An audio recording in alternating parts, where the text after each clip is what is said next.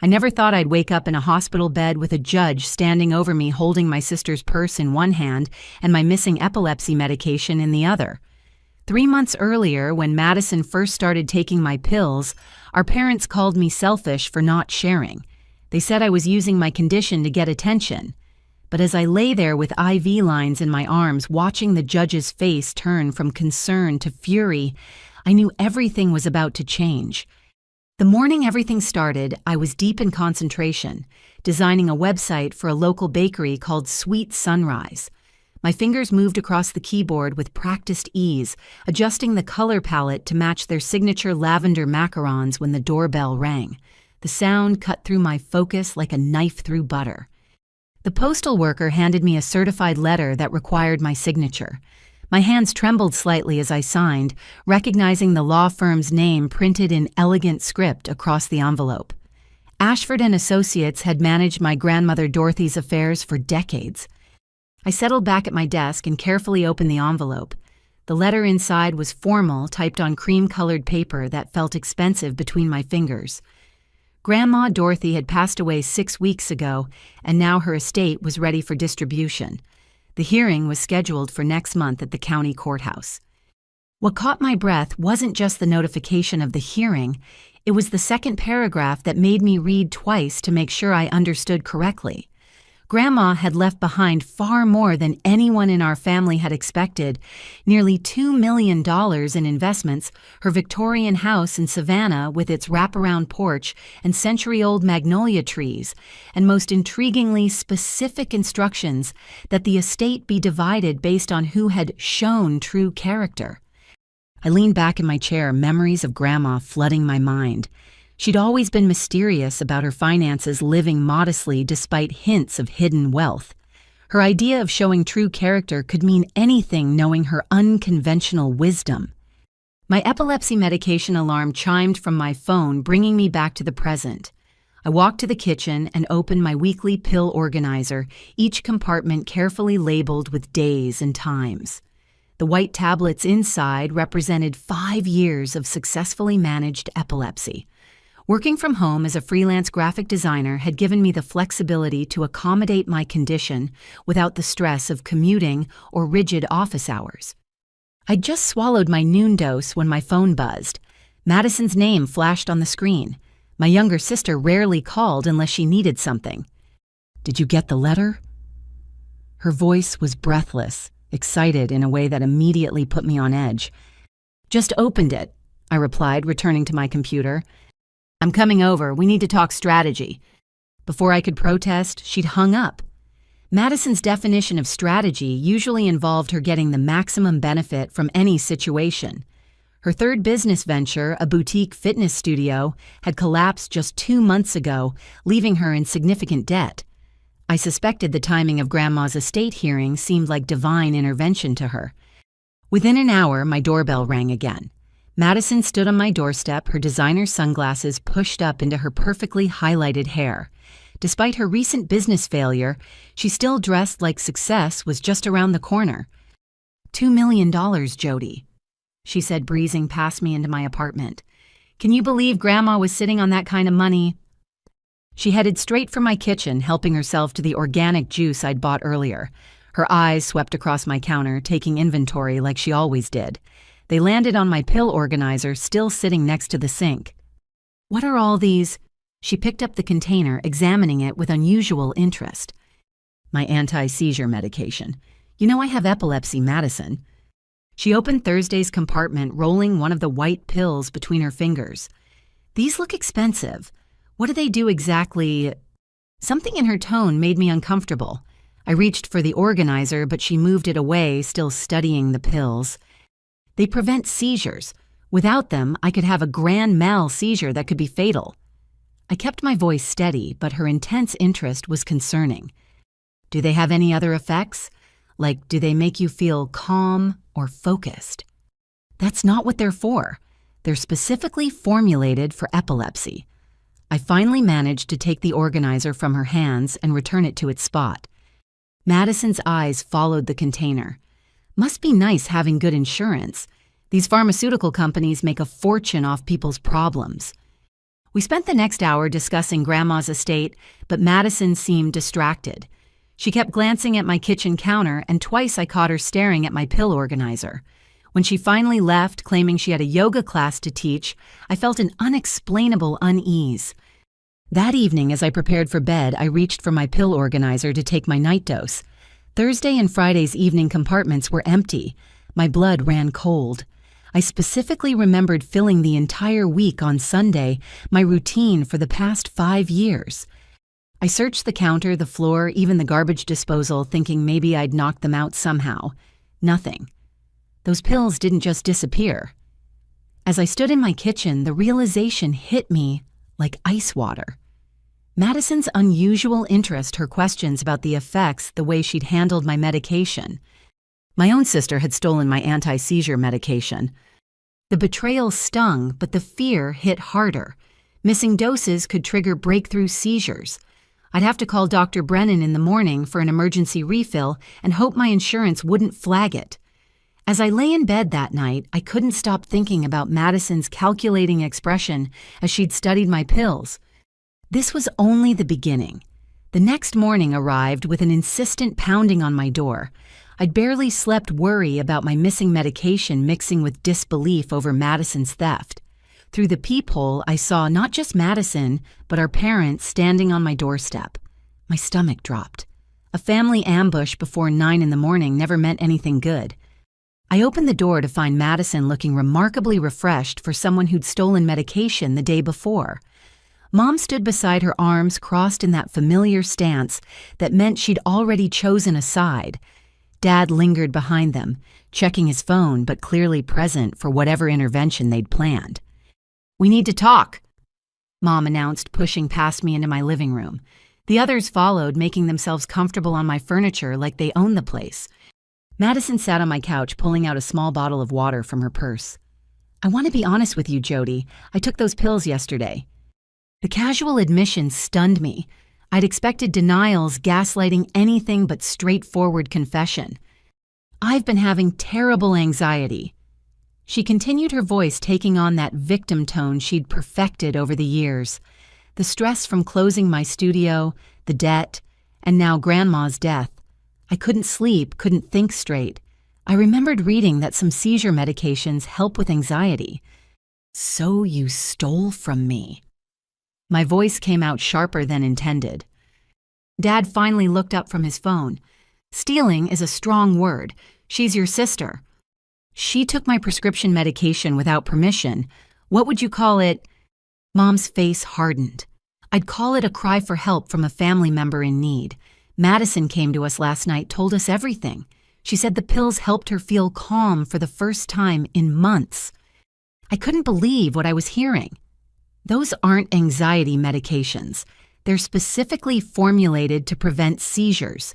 Taking them without a prescription is dangerous, and I need every single dose to prevent potentially fatal seizures. "Fatal?" Dad scoffed. "You've been fine for years. Missing a dose or two won't kill you." My hands shook with frustration. That's exactly what could happen. Dr. Brennan has explained this repeatedly. Breakthrough seizures can occur if I miss doses, and stress increases the risk. Madison pulled something from her purse and my heart sank. My pill organizer sat in her manicured hands. "I know I shouldn't have taken them without asking, but Jody, you have so many. Can't you share just until I can see a doctor about getting my own prescription? Those aren't yours to take or distribute. Return them now." I reached for the container, but she pulled back. "This is exactly what I mean," she said, addressing our parents more than me. "Look how aggressive she's getting over a few pills." Mom nodded sympathetically. "Jody, we raised you to share. Family supports each other. Your sister is suffering and you have the means to help." By giving her my anti-seizure medication, I couldn't keep the incredulity out of my voice. "Stop being so dramatic," Dad interjected.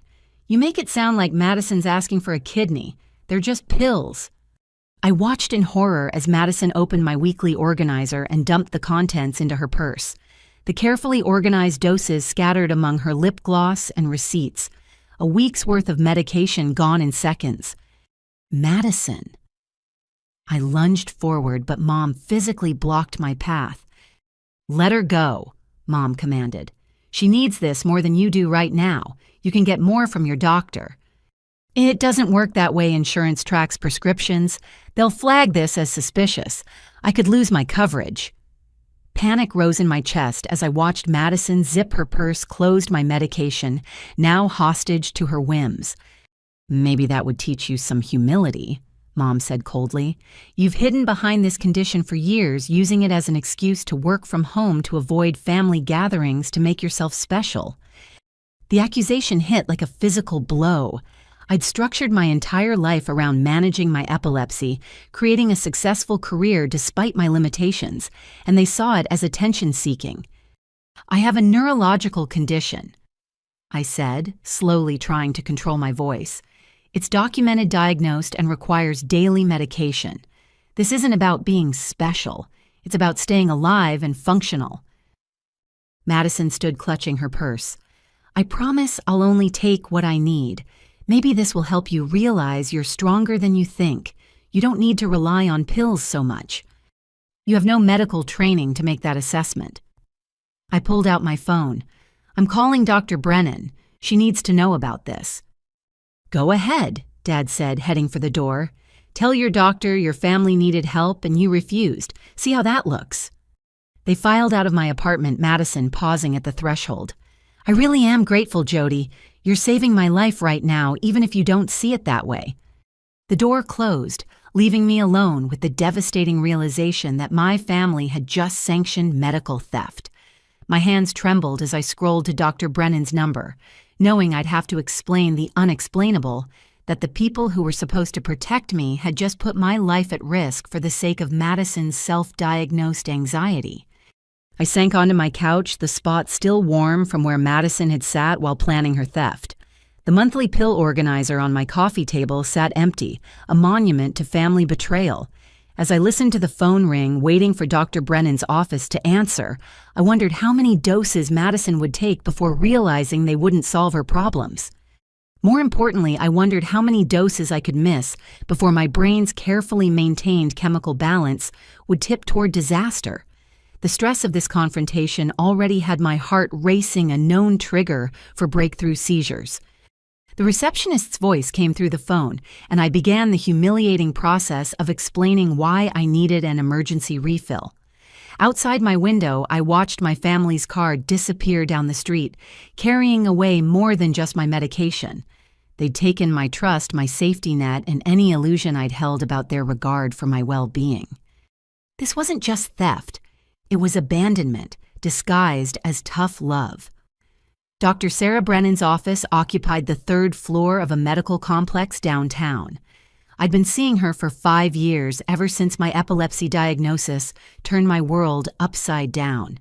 The familiar waiting room with its soothing blue walls usually calmed me, but that day I sat rigid in the chair, my emergency appointment squeezed between her regular patients. "Jody," the nurse called my name after what felt like hours but was probably 20 minutes. Dr. Brennan took one look at my face and closed her laptop. At 55, she had the kind of presence that made you feel simultaneously safe and compelled to tell the truth. Her silver-streaked hair was pulled back in its usual bun, and her brown eyes held deep concern. "Tell me what happened," she said simply, settling back in her chair. The story poured out in a rush. Madison's theft, my parents enabling the entire week's worth of medication, now sitting in my sister's purse. Dr. Brennan's expression grew increasingly grave as I spoke. "Let me make sure I understand," she said when I finished. "Your sister took your anti-seizure medication, your parents supported this action, and they physically prevented you from retrieving it." I nodded, feeling the absurdity of the situation even as I confirmed it. Dr. Brennan turned to her computer, fingers flying over the keyboard. "I can prescribe an emergency refill, but Jody, we have a serious problem. Your insurance company will flag this as suspicious. Multiple refills in a short period often indicate drug abuse or diversion." "But I'm the victim here," I protested. "I know that, and I'll document everything in your file. But insurance companies don't care about family dynamics. They see patterns." She printed out a prescription and handed it to me. This is for a 2-week supply. I'm also writing a letter explaining the medical necessity of maintaining your therapeutic levels."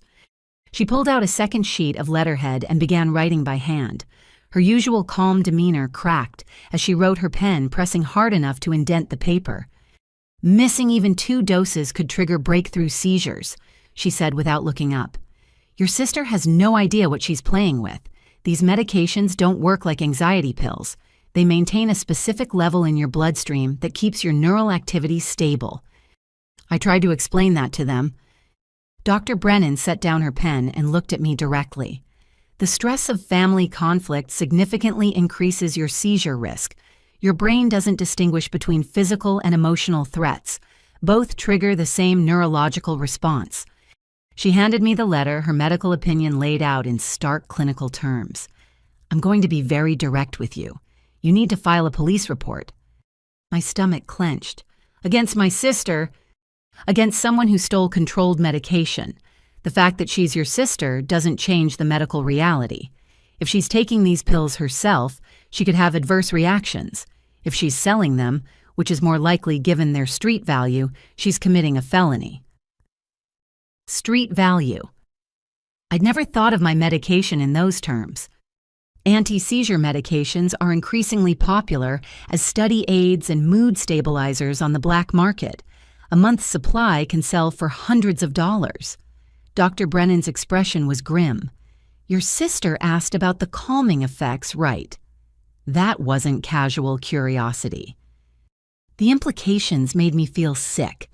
Madison hadn't just stolen from me. She might be planning to profit from my medical condition. "What do I do now?" I asked, clutching the prescription and letter. "First, get this filled immediately. Take the letter with you in case the pharmacist questions it. Second, secure your medication. Get a safe lockbox something." She paused, choosing her words carefully. "Third, consider your living situation. If your family has access to your home and doesn't respect your medical needs, you're not safe." "They're my family," I said weakly. "Family doesn't steal life-sustaining medication." Her voice was gentle but firm. "I've been treating you for 5 years, Jody. Your epilepsy is well controlled because you're diligent about your medication. Don't let anyone convince you otherwise." She turned back to her computer. "I'm noting in your file that your medication was stolen by a family member and that you're at increased risk for breakthrough seizures due to medication disruption and emotional stress. This creates a legal record if you need it later. If I need it for what? If you have a seizure because of missed doses, if your insurance drops you, if your sister gets arrested for selling your pills." She printed out pages from my medical record. "Take these. They show your consistent prescription history and my clinical notes about today's visit." As I stood to leave, Dr. Brennan added one more thing. "Jody, I've seen too many patients suffer because they didn't want to make waves with family. Your condition is real, your medication is essential, and anyone who tells you otherwise is putting your life at risk." The pharmacy was my next stop. Brian, the pharmacist who'd filled my prescriptions for years, frowned when he saw the emergency refill. "I just filled your monthly prescription last week," he said, pulling up my records. I handed him Dr. Brennan's letter. As he read, his expression shifted from suspicion to concern.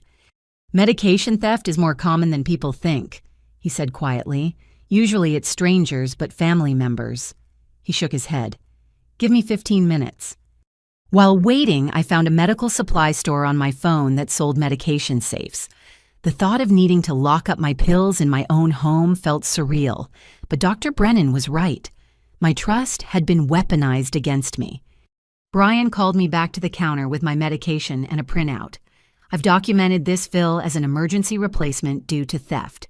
Keep this with your records. Also," he lowered his voice, "if anyone comes in claiming to be picking up medication for you, will require photo ID and written authorization." "You think she'd try that?" "I've seen family members do worse. Be careful, Jody." I left the pharmacy with my replacement medication clutched tightly in my bag, already planning where to install the safe Dr. Brennan recommended. The medical evidence was clear my family had put me in danger. The only question now was whether I had the courage to protect myself from the people who were supposed to love me most. 2 weeks had passed since Madison's theft, and I'd managed to maintain my medication schedule thanks to Dr. Brennan's emergency prescription. The small safe bolted inside my bedroom closet held my main supply, while a locked container in my purse carried 3 days' worth. It felt like preparing for war in my own life. Mom's invitation to Sunday dinner came via text, casual, as if nothing had happened. "Family dinner at 6. Don't be late." No apology, no acknowledgement of the chaos they'd caused. Part of me wanted to refuse, but Grandma's estate hearing loomed just 2 weeks away. I needed to know what Madison was planning. I arrived at my childhood home to find several cars in the driveway. Through the window, I could see Madison holding court in the living room, gesturing animatedly to our aunts and uncles. My stomach tightened. A larger audience meant a bigger performance. The familiar smell of Mom's pot roast hit me as I entered, but the comfort food couldn't mask the tension. Madison spotted me, immediately waving me over with enthusiasm that felt rehearsed. "Jody, come see what I bought." She gestured to a designer handbag that probably cost more than my monthly rent. "Isn't it gorgeous?" Our Aunt Patricia admired the bag while I tried to process this display. Madison had claimed crushing debt and anxiety just 2 weeks ago, yet here she was with luxury goods. "Business must be improving," I said carefully. Madison laughed, a bright sound that didn't reach her eyes. "Oh, I've found some new income streams. Sometimes crisis creates opportunity, you know." Uncle Robert, ever the businessman, perked up. "What kind of opportunities?" "Let's just say I've discovered some products that really help people focus. Students especially love them during finals season." Madison's smile was sharp as she glanced at me. "It's all about meeting market demand." My blood turned to ice. She wasn't even trying to hide it. "Madison," I said quietly, "we need to talk." "After dinner," she said breezily, turning back to our relatives. "I was just telling everyone about my new venture. Supplements and study aids are such a growing market."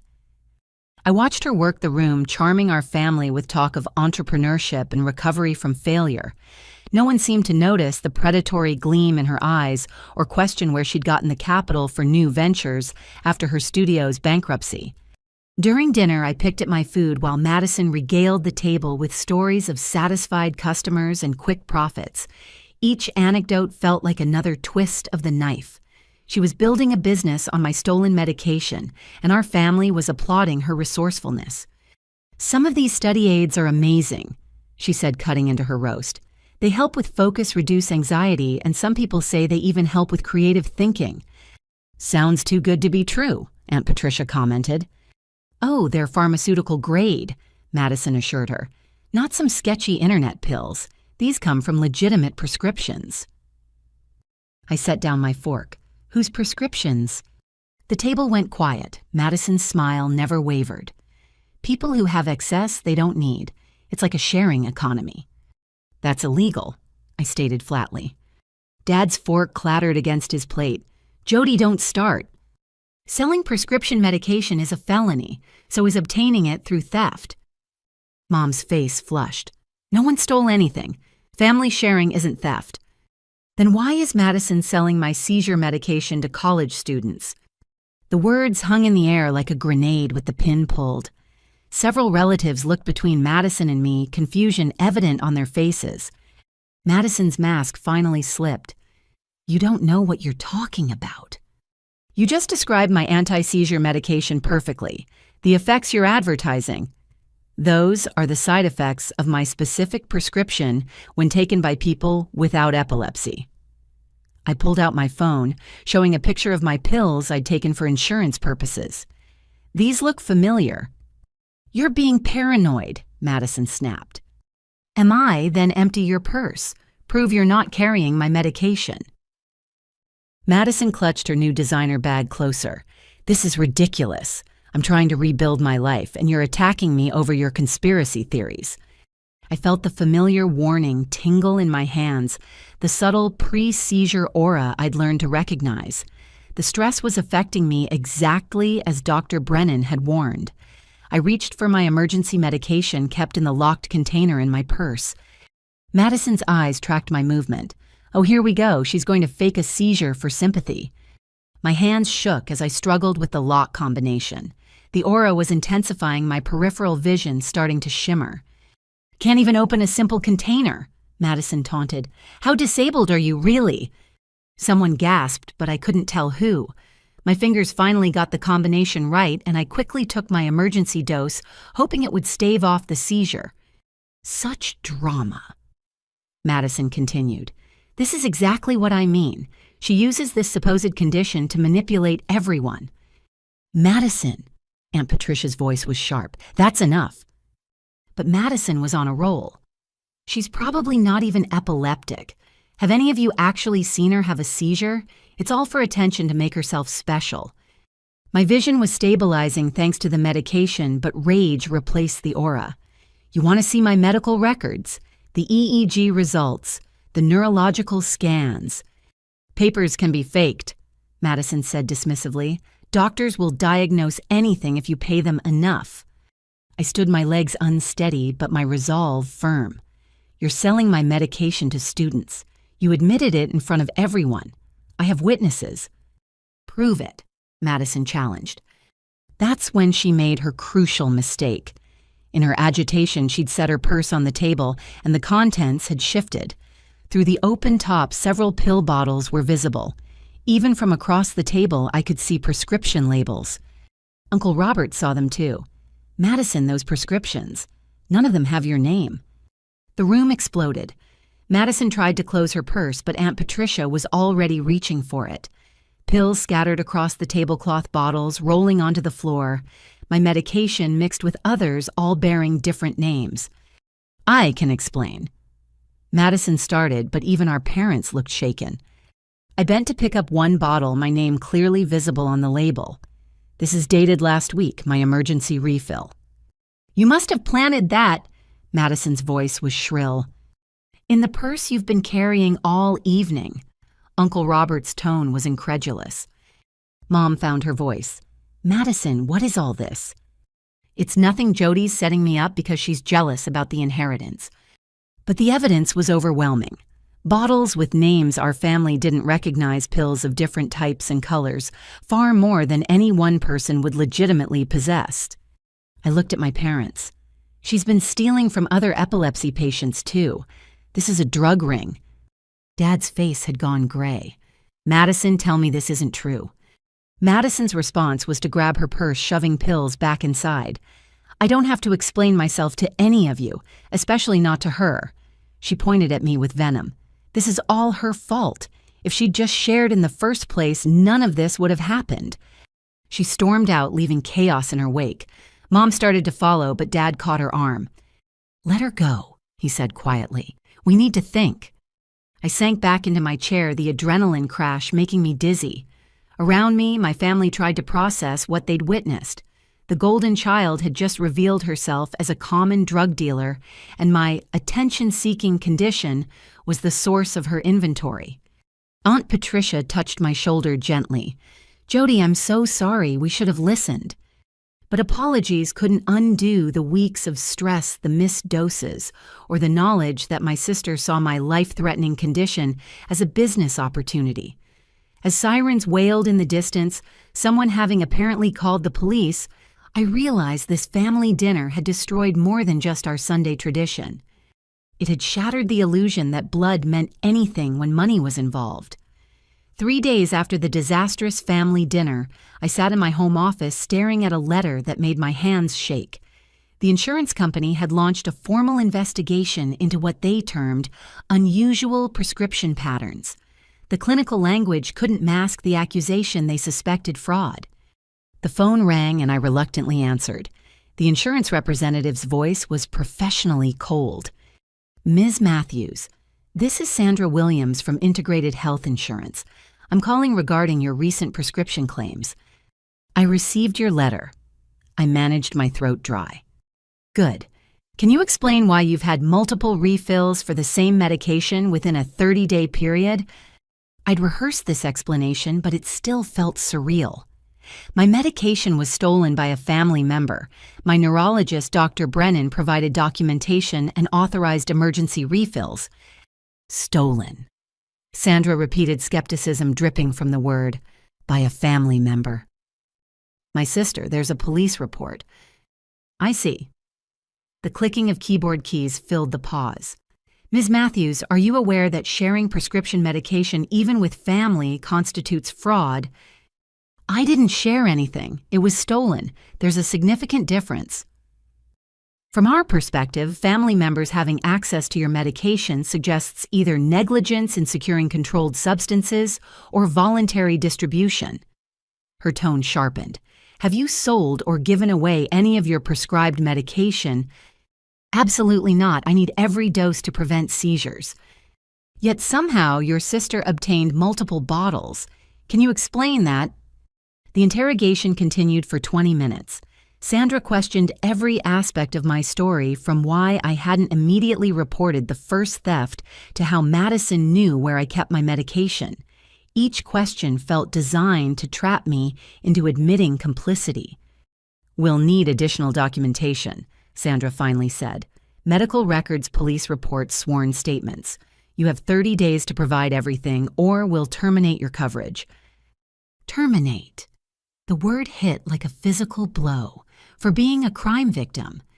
For failing to properly secure controlled substances, resulting in their diversion. She paused. I should also inform you that any future prescriptions will require prior authorization and may be limited to 7-day supplies. After she hung up, I stared at my phone in disbelief. Without insurance, my medication would cost over $3,000 monthly. My freelance income was good, but not that good. I immediately called Jennifer Walsh, an attorney I'd found who specialized in healthcare advocacy. She'd agreed to a consultation after hearing the basics of my situation. Jennifer's office was downtown, sandwiched between a coffee shop and a tax preparation service. Despite the modest location, her credentials were impressive, 15 years fighting insurance companies and winning. They're trying to drop you to avoid liability, Jennifer said after reviewing my documents. She was in her 40s with sharp eyes that missed nothing. If you have a seizure due to medication theft they failed to prevent after being notified they could face a lawsuit, it's easier to claim you're the problem. But I have documentation proving the theft. Which is why we're going to bury them in paperwork. She pulled out a legal pad and began writing. First, cease and desist letters to your sister and parents. We need to establish a legal record that they've been formally warned against interfering with your medical treatment. Letters to my parents. The family divide was becoming a legal chasm. They physically prevented you from retrieving stolen medication. That's assault in the context of medical endangerment. Jennifer's pen moved rapidly across the page. Second, we demand the insurance company preserve all records related to your case. Third, we file a complaint with the State Insurance Commission. Will any of this work? Insurance companies count on people being too sick or scared to fight back. We're going to make it more expensive for them to drop you than to continue coverage. She looked up from her notes. But Jody, this is going to get ugly. Your family won't appreciate legal action. That evening, I attended a support group meeting for epilepsy patients. I'd resisted joining for years, but Dr. Brennan had insisted I needed community support. The meeting was in a church basement, a circle of chairs and cautious faces. I'm Jody, I said when my turn came. I've had epilepsy for 5 years, and my sister has been stealing my medication to sell. The group's reaction was immediate and visceral. Several people nodded knowingly, and a woman named Carol spoke up.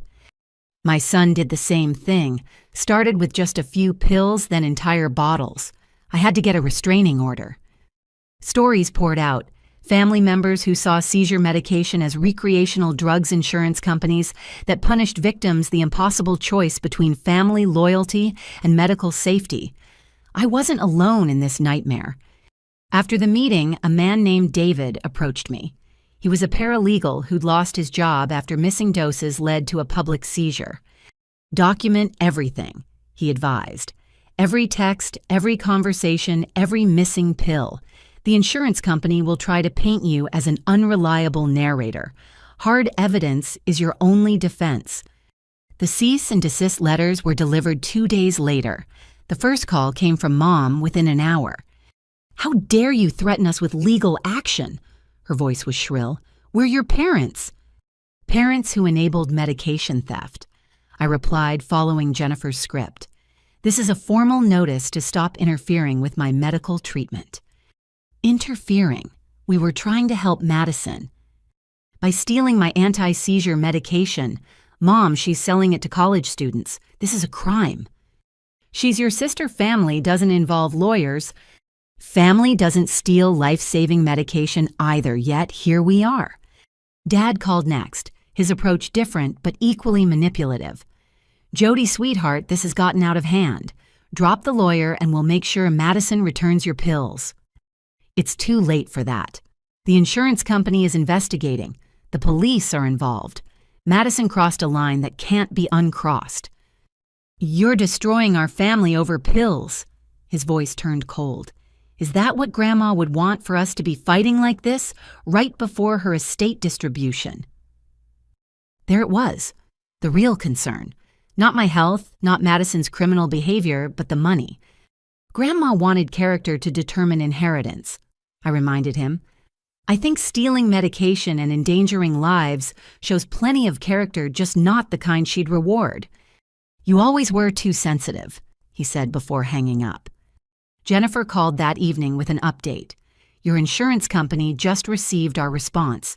50 pages of documentation, including sworn affidavits from other victims of prescription theft in your family's area." Other victims. Remember when you mentioned Madison had other pills with different names? We tracked down 3 of them. All epilepsy patients, all reporting thefts in the past 2 months. Your sister has been running a sophisticated operation. The weight of Madison's betrayal pressed down on me. This wasn't opportunistic theft from a desperate sister. This was calculated predation on vulnerable people. What happens now? We wait. Either the insurance backs down or we file a formal complaint that triggers a state investigation. Either way, you maintain your coverage while this plays out. Jennifer paused. "But Jody, you need to prepare for escalation. People like Madison don't stop when confronted. They get more creative." That night, I took my medication from the safe, counting each pill twice. 4 weeks until Grandma's estate hearing. 4 weeks of insurance battles, family warfare, and the constant fear that Madison would find another way to access my medication. I thought about the support group, about Carol's restraining order against her son, about David losing his job after a seizure. We were all casualties of a system that treated our medication like optional supplements rather than life-sustaining necessities. The irony wasn't lost on me. Madison claimed she needed my pills for anxiety, but she'd created more anxiety in my life than I'd experienced since my diagnosis.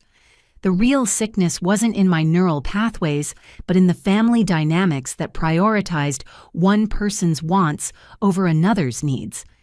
As I locked the safe and set my medication alarm for the morning, I wondered if Grandma had somehow foreseen this. Her stipulation about character suddenly seemed less like elderly eccentricity and more like protective wisdom. Tomorrow would bring more battles with insurance, more family drama, more uncertainty.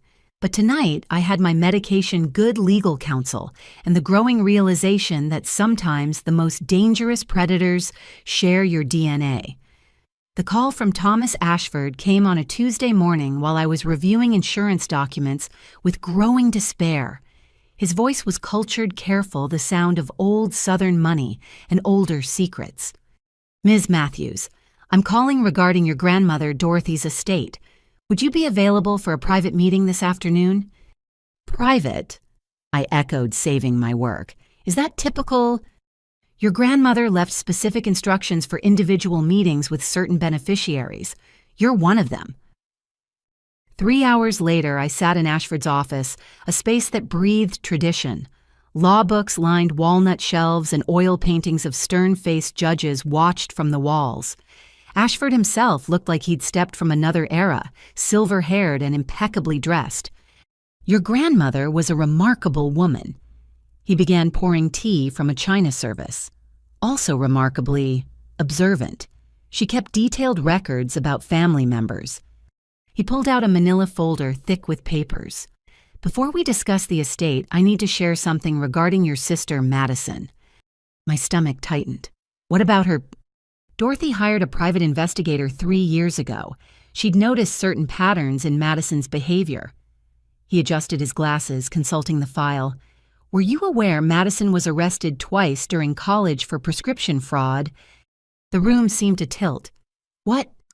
Once for forging prescriptions, once for stealing medication from her roommate. Both times your parents intervened, hired lawyers, and had the records sealed. They never said anything.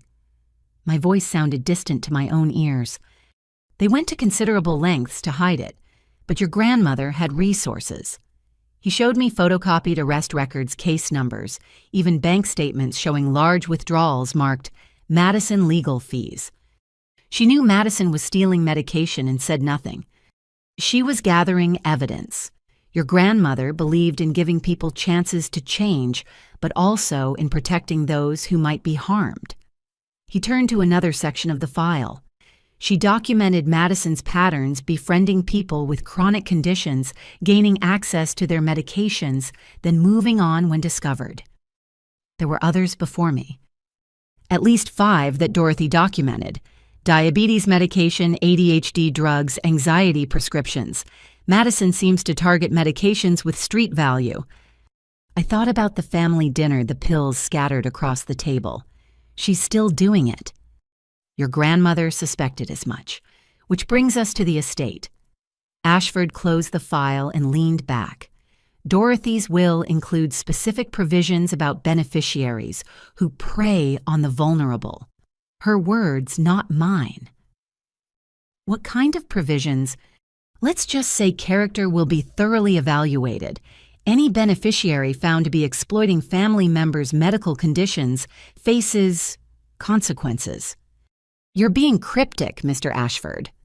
He smiled slightly. Estate law requires discretion until the formal reading.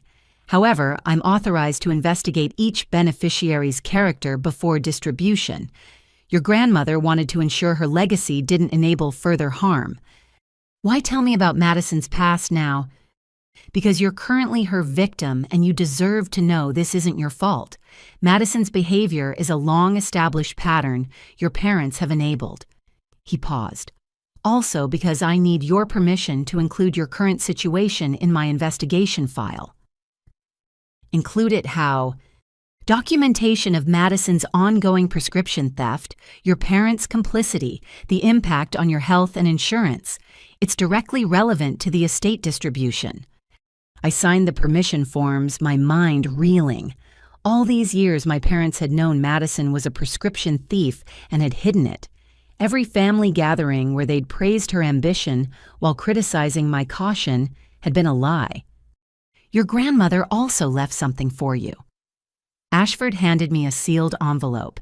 She said to give this to you if Madison ever targeted you. I opened it in the car, my hands trembling. Grandma's familiar handwriting filled the page. My dear Jody, if you're reading this, Madison has shown her true nature, and you're likely feeling betrayed and confused.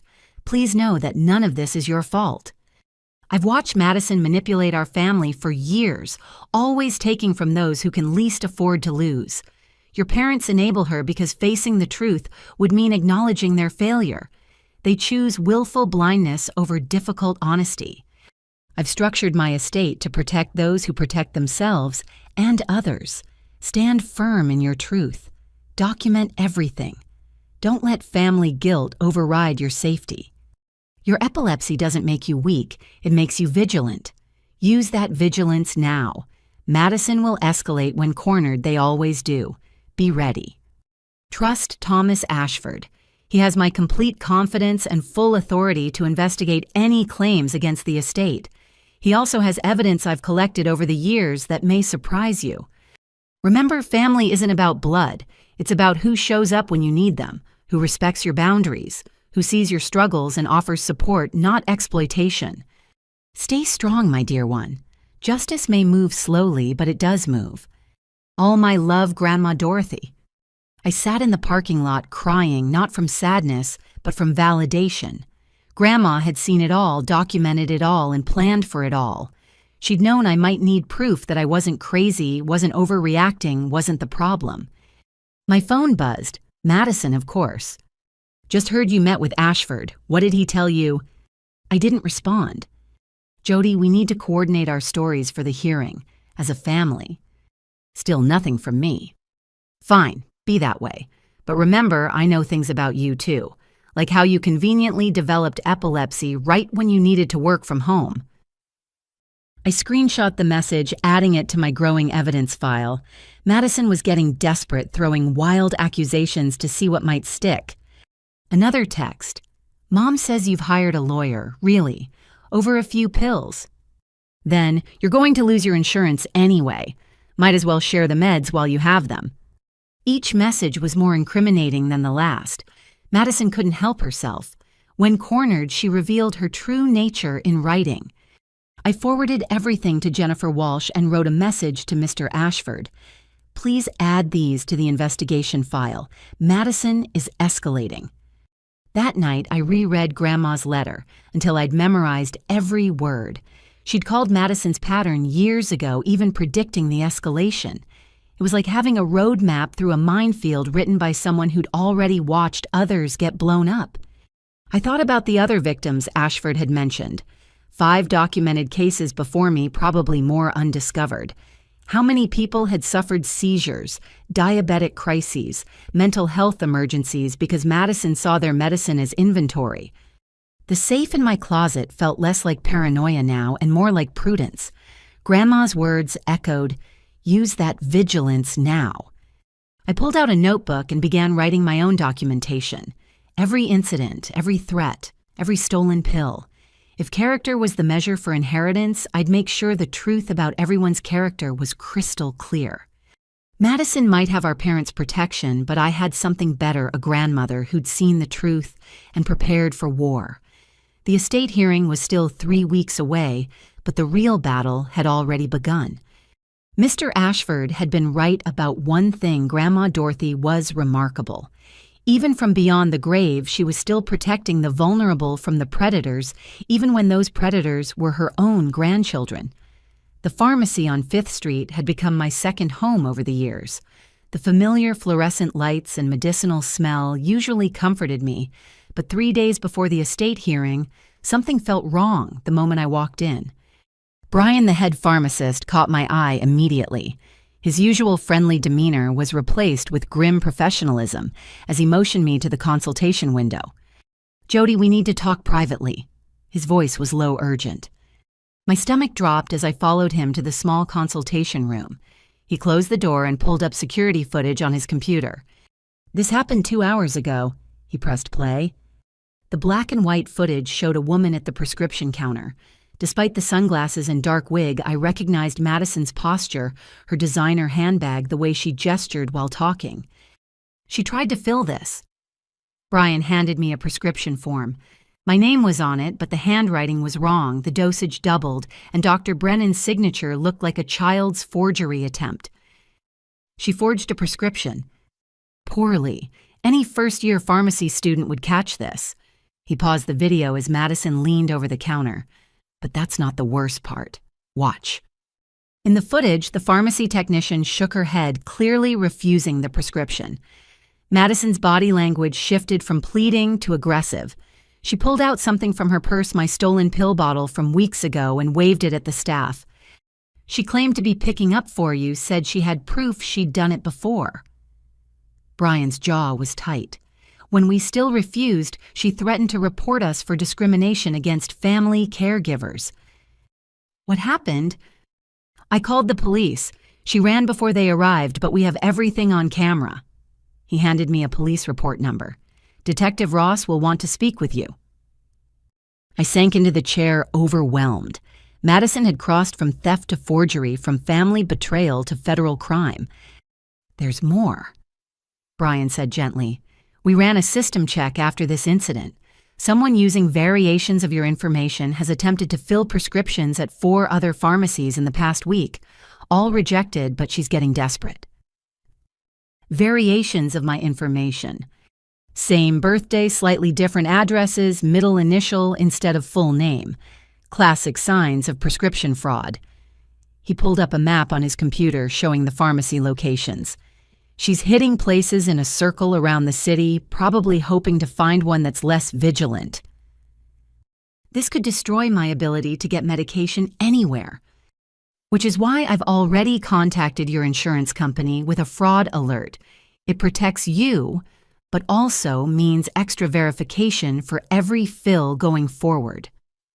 His expression was sympathetic. I'm sorry, Jody. I know this isn't your fault. I left with copies of everything: the forged prescription, the security footage stills, the police report. My phone rang as I reached my car. Detective Amanda Ross wanted to meet immediately. The police station's interview room was sterile, institutional.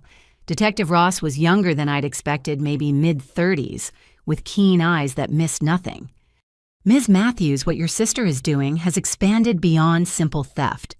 She spread out files on the table. We've connected her to a prescription fraud ring targeting people with chronic conditions. A ring. She's not working alone anymore. We've identified at least 3 others, all people she met through online support groups she infiltrated. Detective Ross showed me screenshots from Facebook groups for epilepsy, diabetes, and chronic pain. Madison's fake profiles were sophisticated, complete with borrowed medical stories and sympathy-seeking posts. She befriended vulnerable people online, learned their medication schedules, then arranged meetings or home visits to steal pills. The detective's voice was clinical, but I could see anger in her eyes. 2 victims have been hospitalized after missing critical doses. Maria and James, I said, remembering the names from Mr. Ashford's investigation. You know about them. I explained about Grandma's investigation, the documented pattern going back years. Detective Ross took notes rapidly. This establishes a clear pattern of behavior. With the attempted forgery today, we have enough for an arrest warrant. She looked up from her notepad. But I need to warn you, people like Madison often escalate dramatically when facing arrest. Do you have somewhere safe to stay? My apartment has good security. That may not be enough. She knows where you live, your routines, your vulnerabilities. The detective pulled out a card. This is our victim services coordinator. Please consider a temporary relocation until we have her in custody. I drove home in a daze, the full weight of the situation crushing down. Madison wasn't just a selfish sister anymore.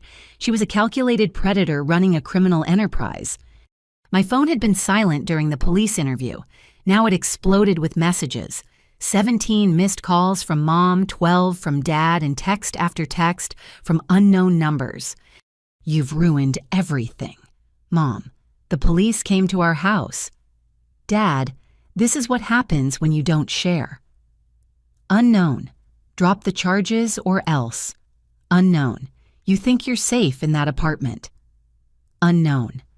The last one made my blood freeze. I immediately called Detective Ross, who advised me to pack essentials and leave immediately. I threw together a bag, medication, legal documents, laptop, changes of clothes. As I was grabbing my safe from the closet, I heard something that made me stop breathing. A key in my front door lock. Only 3 people had keys: me, the building manager, and Madison, who I'd given 1 year ago for emergencies, and never thought to get back. The door opened slowly. I could hear whispers. Madison wasn't alone. Check the bedroom first, her voice commanded. She keeps the safe in the closet. I slipped out the back door of my bedroom onto the fire escape, clutching my bag and safe. As I climbed down, I could hear them ransacking my apartment. Madison's fury when she realized I was gone echoed off the buildings. From my car, I watched 3 figures flee my building. Madison and 2 people I didn't recognize, all carrying bags, probably filled with whatever they could steal. I called Detective Ross first, then building security. Within 20 minutes, police cars surrounded my building. But Madison was already gone, vanished into the city with her accomplices. We'll find her, Detective Ross assured me as crime scene techs processed my apartment. She's getting sloppy desperate. That's when they make mistakes. That night, from a hotel room paid for by victim services, I sat on an unfamiliar bed, holding my safe like a lifeline. 3 days until the estate hearing. 3 days of hiding from my own sister who'd transformed from family disappointment to actual danger. Brian texted me from the pharmacy. "Stay safe. Your medication will be ready whenever you need it. We've flagged your profile for maximum security." The kindness of strangers had become more reliable than family. As I triple-checked the hotel room locks and set up my medications for the morning, I thought about Grandma's letter. She'd warned me Madison would escalate when cornered. She just hadn't mentioned it might cost me my home, my security, and any remaining faith in family bonds. The little girl who'd once shared my toys had become a woman who'd violate my home to steal my life-saving medication. Tomorrow would bring new battles, but tonight I was safe, medicated, and most importantly, aware. Madison had shown her true face not just to me, but to law enforcement.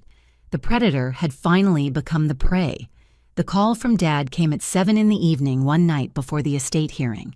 His voice carried that false warmth that always preceded family manipulation. "Jody, we're having a family meeting at the house. It's important you come." "After Madison broke into my apartment, I don't think so." "She's not here," he said quickly. "This is about helping you. Please just give us an hour." Every instinct screamed danger, but curiosity won. If they were planning something for tomorrow's hearing, I needed to know. I agreed, but took precautions Jennifer Walsh on speed dial location, sharing with Detective Ross and a voice recorder in my pocket. The house was lit up like Christmas cars lining the street. Through the window, I counted at least 15 family members. My stomach turned. This wasn't a meeting. It was an ambush. Uncle Robert opened the door, his expression uncomfortable. "Jody, come in. Everyone's waiting." The living room had been arranged like an intervention. Chairs in a circle, tissues strategically placed, and my extended family wearing matching expressions of concern. Madison sat in the center, a performance of tears and trembling hands. "Sit," Mom commanded, pointing to a chair directly across from Madison. I remained standing. "What is this?" Aunt Patricia spoke first, clearly designated as the voice of reason. "Jody, we're here because we love you and we're concerned about your addiction." "My what?" "Your dependence on seizure medication," she continued. "Madison's told us everything. How you've been taking more than prescribed, how you got violent when she tried to help." The room nodded in synchronized sympathy. They'd all been fed the same story, swallowed the same lies. "I have epilepsy," I said slowly. "The medication isn't optional. Lots of people claim medical needs to justify addiction," said Cousin Mark, who'd apparently become an expert since I'd seen him last Christmas. "It's actually very common." "Madison only took your pills to protect you from yourself," Mom added. "She's been so worried." Madison dabbed her eyes with a tissue. "I just wanted to help. When I saw how many pills she was taking, I knew something was wrong." The correct dosage prescribed by my neurologist. "Doctors overprescribe all the time," Uncle Ted chimed in. "Pharmaceutical companies push these drugs for profit." I looked around the room, seeing strangers wearing familiar faces. They'd gathered not to support me, but to break me down to rewrite reality until I was the problem. "Show them the police report," I said. "The forged prescriptions, the security footage." "More evidence of your desperation," Madison said softly.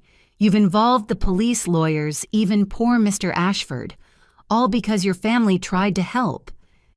By stealing my medication, by breaking into my apartment." "I have a key," Madison reminded everyone. "That's not breaking in. I was checking on my sister who's been acting erratically." Dad stood moving to the center of the circle. "Jody, we've arranged for you to enter a treatment facility. 30 days to get clean to see that you don't really need all these pills." "The facility is very nice," Aunt Patricia added. "They specialize in prescription dependency." My hands were shaking now, not from seizures, but from rage. "You want to send me to rehab for taking prescribed anti-seizure medication?" "We want to help you get well," Mom said. "Madison's already agreed to manage your medications during treatment to ensure you're not tempted." There it was, the real plan. Lock me away, give Madison legal control over my prescriptions, and probably my vote for the estate hearing. No, I said simply. This isn't a request. Dad's voice hardened. We've already spoken to a judge about temporary guardianship. Your erratic behavior, the paranoid accusations, the hostility toward family, it all supports our petition. What judge would... I stopped remembering. Uncle Robert's golf buddy was a family court judge, of course. Madison leaned forward, victory gleaming in her eyes. I know this is hard, but I'll take good care of your medications while you're getting help. I promise to give you exactly what you need. To sell, you mean? There she goes again. Mom threw up her hands. These delusions about Madison selling pills. Do you hear how crazy that sounds? Then let's call Detective Ross. Let her explain the prescription fraud ring Madison's running. More paranoia, someone muttered. I pulled out my phone, but Dad snatched it away. No phones during intervention. It's a distraction from healing. Give me my phone. When you agree to get help. The circle tightened, family members standing, moving closer. The message was clear: agree or be forced. You can't hold me here, I said, backing toward the door. Uncle Ted blocked my path. Actually, if we believe you're a danger to yourself, we can. Taking prescribed medication makes me dangerous. Addiction makes people unpredictable. Madison said, standing now too. I should know. I've been dealing with your mood swings for weeks. She reached into her pocket and pulled out a pill bottle. My medication, the stolen ones from weeks ago. She shook them like a rattle. These have been controlling your life, but we're going to free you. That's when she made her critical mistake. In her performance, she'd pulled out multiple bottles, laying them on the coffee table like evidence.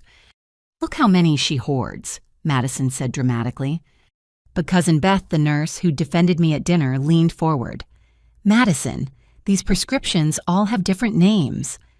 The room paused. Beth picked up a bottle. This one says Maria Gonzalez. This one says James Chen. She looked up, realization dawning. These aren't Jody's pills. Those are... I was holding them for friends, Madison stammered. Multiple friends gave you their prescription medications. Beth's nursing instincts had kicked in.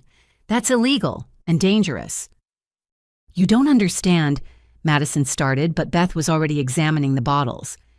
These are all seizure medications, diabetes drugs, controlled substances. Madison, where did you get these? The carefully orchestrated intervention began to crack. Family members looked at the pile of bottles, then at Madison, then at me. She's been stealing from other patients, I said quietly. There's a police investigation, multiple victims. Lies, Madison shouted, but her mask was slipping. Call Detective Ross, I challenged. Ask her about the prescription fraud ring, about the forged prescriptions, about the other victims in the hospital. Madison lunged for the bottles, trying to sweep them back into her bag, but Beth held firm. Other family members were pulling out phones, Googling, finding the news stories about prescription theft rings, targeting chronic patients. Is this true? Aunt Patricia asked, her intervention voice wavering. Madison's answer was to bolt for the door, or try to. Uncle Robert, the one who'd let me in now, blocked her exit. I think we all need to calm down, he said, but he wasn't looking at me anymore. Mom found her voice. Madison, explain this now. Instead of explaining, Madison turned on me with pure venom. This is all your fault. If you'd just shared, none of this would have happened. You've always been selfish, using your fake illness to get attention, to seem special. Fake illness. Beth's voice was ice. Epilepsy isn't fake. It's a serious neurological condition. She's exaggerating. She probably doesn't even need those pills. Then why steal them? Uncle Ted asked, the logic finally penetrating. If they don't do anything, why take them? Madison had no answer. The room full of family who'd gathered to break me down was now looking at her with dawning horror. The police report is real, Dad asked me, his voice small. I nodded. The breaking and entering, the forged prescriptions, all of it. But we were so sure. Mom trailed off, looking at Madison like she'd never seen her before. You were so sure because Madison told you what you wanted to hear, I said. that I was the problem, that my medical needs were negotiable, that sharing meant letting her steal. My phone rang in Dad's hand. Detective Ross's number showed on the screen. He handed it to me wordlessly. "Ms. Matthews, we've located your sister's vehicle. Are you safe?" "I'm at my parents' house. Madison's here too with evidence." "Stay there. Units are on the way." I hung up and looked at my family. "The police are coming. Anyone who wants to leave should go now." The exodus was immediate. Cousins suddenly remembered commitments aunts had early mornings, uncles needed to check on things. Within minutes, only my parents, Beth, Robert, and Madison remained. "You called the cops on your own sister," Madison hissed.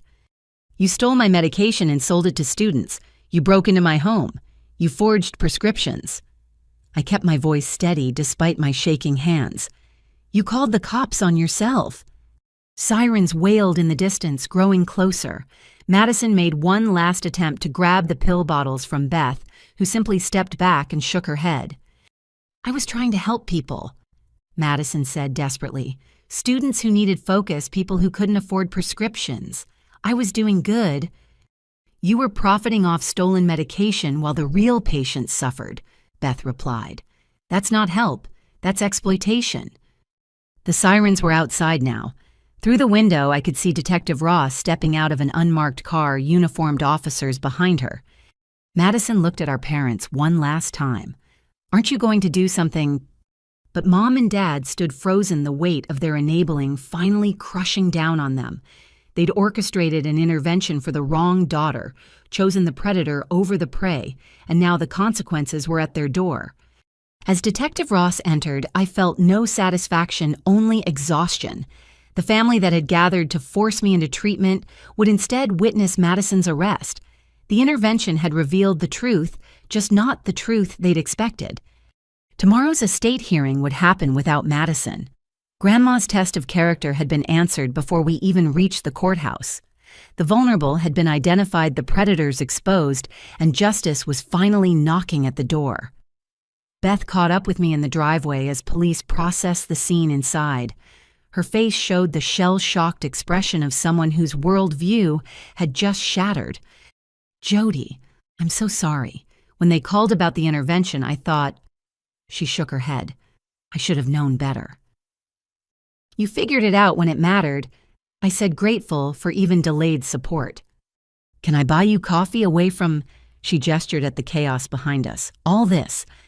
20 minutes later, we sat in a quiet diner, the kind that served breakfast all day and didn't ask questions about customers who looked like they'd been through hell. "I need to tell you something," Beth said, wrapping her hands around her mug. "At the hospital where I work, we've been seeing more patients coming in with seizures, diabetic emergencies, psychiatric crises, all saying their medication was stolen by someone they trusted." "Madison's victims?" "I think so. I started keeping informal notes after tonight made me suspicious." She pulled out her phone, showing me a secure notes app. "Maria Gonzalez, the teacher. She had a grand mal seizure in front of her third-grade class. The kids were traumatized. She lost her job because the school board deemed her unsafe around children." My coffee turned to acid in my stomach. "Because her medication was stolen." She told the ER staff someone from her support group had visited, said she was collecting expired medications for disposal. Maria trusted her. Next thing, her entire supply was gone. What happened to her? Last I heard, she'd moved back in with her parents. Couldn't afford the medication without insurance, couldn't work without medication. Madison destroyed her life for what, a few $100s in street value. Beth scrolled to another entry. James Chen, college senior, pre-med student with temporal lobe epilepsy, perfectly controlled for years, until someone befriended him in an online support group, offered to pick up his prescriptions during finals week as a favor. Let me guess, the prescriptions never made it to him. He went into status epilepticus during his MCAT exam, seized for 12 minutes. By the time paramedics got him stabilized, he had significant memory issues. His dreams of medical school gone. Each story was worse than the last. A single mother who lost custody when she had a seizure at a supervised visitation. an elderly man whose diabetes spiraled out of control, leading to amputation, a teenager who attempted suicide when her bipolar medication suddenly vanished. How many? I asked, though I wasn't sure I wanted to know. At least 12 that I can confirm from our hospital alone. Who knows how many others went to different ERs or suffered in silence. My phone buzzed. Detective Ross. Your sister is in custody. Can you come to the station tomorrow morning? The other victims want to meet you. I showed Beth the message. She immediately offered to come with me. That night, I couldn't sleep. Every time I closed my eyes, I saw Maria's third graders watching their teacher convulse. James missing his dreams by minutes. Lives destroyed for Madison's profit margins. The next morning, the police station's community room held 9 people besides Beth and me. Different ages, races, backgrounds, but all wearing the same expression of exhausted vindication. Maria spoke first. Her voice was soft but steady. When I reported the theft, everyone said I must have misplaced my pills, that I was being careless. Even my principal suggested I was making excuses for poor medication management. Same here, said James. The university disciplinary board accused me of selling my pills to other students, said the seizure was karma. My own parents believed them over me. One by one, they shared their stories. The gaslighting from authorities, the victim blaming from family, the spiral of lost jobs, relationships, and hope, all because Madison had seen their vulnerabilities as opportunities. She was so convincing, said an older woman named Ruth. Talked about her own struggles with chronic illness, how she understood the burden. I thought I'd found a friend. The fake profiles were sophisticated, Detective Ross confirmed.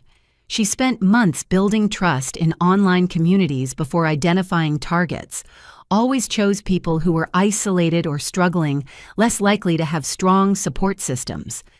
Predator's instinct, someone muttered. What's happening with the case? Maria asked. With Jody's evidence and all of your testimonies, we have enough for federal charges. Prescription fraud across state lines, organized crime, aggravated assault for the medical emergencies caused. Detective Ross looked at each of us. She's looking at 15 to 20 years minimum. The room was quiet processing this. Justice, but at such a cost. There's something else, I said, pulling out the letter from Grandma Dorothy. My grandmother knew about Madison's history. She documented victims going back years. I read parts of the letter aloud. Several people cried hearing validation from someone they'd never met. Your grandmother sounds like she understood, Ruth said. Sometimes family sees clearly what others refuse to acknowledge. We spent the next 2 hours sharing resources, exchanging contact information, building the support network Madison had pretended to offer. Beth distributed information about prescription assistance programs and legitimate support groups with verification processes. As the meeting ended, Maria approached me. The estate hearing is today, right? I nodded, having almost forgotten in the chaos. Good luck. Your grandmother would be proud that you stood up to her. She paused. I wish I'd had someone like her in my corner. Outside the police station, the other victims gathered around me. 9 people whose lives had been derailed, but who'd still come to support a stranger facing the same predator. We'll be there if you need us, James said. For the trial, the hearings, whatever. Same, echoed the others. As Beth drove me to the courthouse for the estate hearing, I thought about community. My blood family had gathered to break me down, but these strangers had come together to build each other up. We'd found family in the wreckage Madison had left behind. You know what's remarkable? Beth said, navigating downtown traffic. Every single person there is still fighting, still taking their medication, still managing their conditions, still living. Madison tried to destroy them, but she failed. She was right. We were all still here, still fighting, still refusing to let a predator define our lives. Grandma Dorothy had written about protecting the vulnerable, but she'd underestimated us. We weren't just vulnerable. We were survivors. The courthouse loomed ahead, and with it the final chapter of Grandma's test of character. But I wasn't walking in alone anymore. I carried the strength of every person Madison had hurt, every life she'd tried to destroy, every survivor who'd refused to stay silent. Madison had stolen medications, but she couldn't steal our voices. Today at the estate hearing, those voices would finally be heard. "Ready?" Beth asked as we parked. "Ready," I said and meant it. The other victims had given me something more valuable than any inheritance, the knowledge that standing up to predators, even family predators, was not just right, but necessary. Their courage had become my courage, their survival, my inspiration. Time to face whatever waited inside that courtroom, carrying the strength of a community forged in shared pain, but united in determination. Madison had brought us together in the worst way possible, but we'd transformed that connection into something she could never steal: hope. I woke at 5:30, my hands already trembling with the familiar pre-seizure warning. The stress of the past weeks had been building like pressure in a valve, and my body was sending clear signals that it couldn't take much more. My medication routine had become a ritual of survival. I counted each pill twice, photographed the bottles, and documented the time in my journal. The lawyers had advised this level of detail, but it also gave me something to control when everything else felt chaotic. Jennifer Walsh called while I was getting dressed. "Jody, I'll meet you at the courthouse at 8:30. Detective Ross will be there too with the criminal evidence." "Will Madison be there?" The thought made my stomach clench. "She's currently in custody, but her lawyer might petition for her to attend. We'll know when we arrive." Jennifer paused. "How are you feeling? Any medical concerns?" I glanced at my trembling hands. "Some warning signs, but I've taken my medication. I'll manage." "Bring your emergency doses. Judge Reeves is aware of your condition and has authorized medical accommodations if needed." After we hung up, I packed carefully medication water, protein bars, and all my documentation in a leather portfolio Grandma had given me years ago. It seemed fitting to carry her final gift in something she'd chosen. Beth arrived at 7:45, professional in her scrubs, since she'd have to leave for a hospital shift after the hearing. "I've got your back," she said simply, and I believed her. The drive downtown was quiet, each of us lost in thought. As we neared the courthouse, I saw the media vans. Of course, a prescription fraud ring targeting disabled patients was newsworthy, especially when it involved a prominent family's estate battle. "Ignore them," Beth advised as reporters noticed our arrival. "You don't owe anyone your story." Inside the courthouse buzzed with unusual energy. Security was heightened with officers checking bags more thoroughly than normal. We found Jennifer in the lobby, impeccably dressed and radiating confidence. "Good news and bad news," she said, leading us toward a private conference room. Madison's lawyer successfully petitioned for her to attend via video link from jail, but the judge has strict parameters about her participation. In the conference room, Detective Ross waited with boxes of evidence. "The criminal case is solid," she assured me. "Multiple victims have agreed to testify. We've documented over $200,000 in illegal prescription sales." 200,000. The number staggered me. Conservative estimate. Madison was moving serious volume targeting multiple cities. This wasn't opportunistic theft, it was a business model. Mr. Ashford entered looking every inch the Southern gentleman despite the early hour. "Ms. Matthews, I've reviewed all the evidence Detective Ross provided. Your grandmother would be unsurprised but deeply saddened." She knew this day would come. She hoped it wouldn't, but prepared for if it did. He pulled out a sealed envelope. She left additional instructions to be opened only if criminal charges were filed against any beneficiary. Today qualifies. My parents arrived while we were reviewing documents. They looked haggard, aged years in weeks. Mom's designer outfit couldn't hide the shadows under her eyes, and Dad moved like he was carrying invisible weight.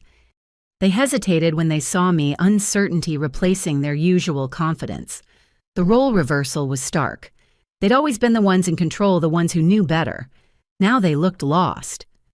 "Jody," Mom started, then stopped. What was there to say? Other relatives filed in the family, divided into visible camps. Those who'd been at the intervention avoided eye contact with me. Others who'd heard about Madison's arrest offered tentative smiles of support. At 9:15, court staff called us into the main courtroom.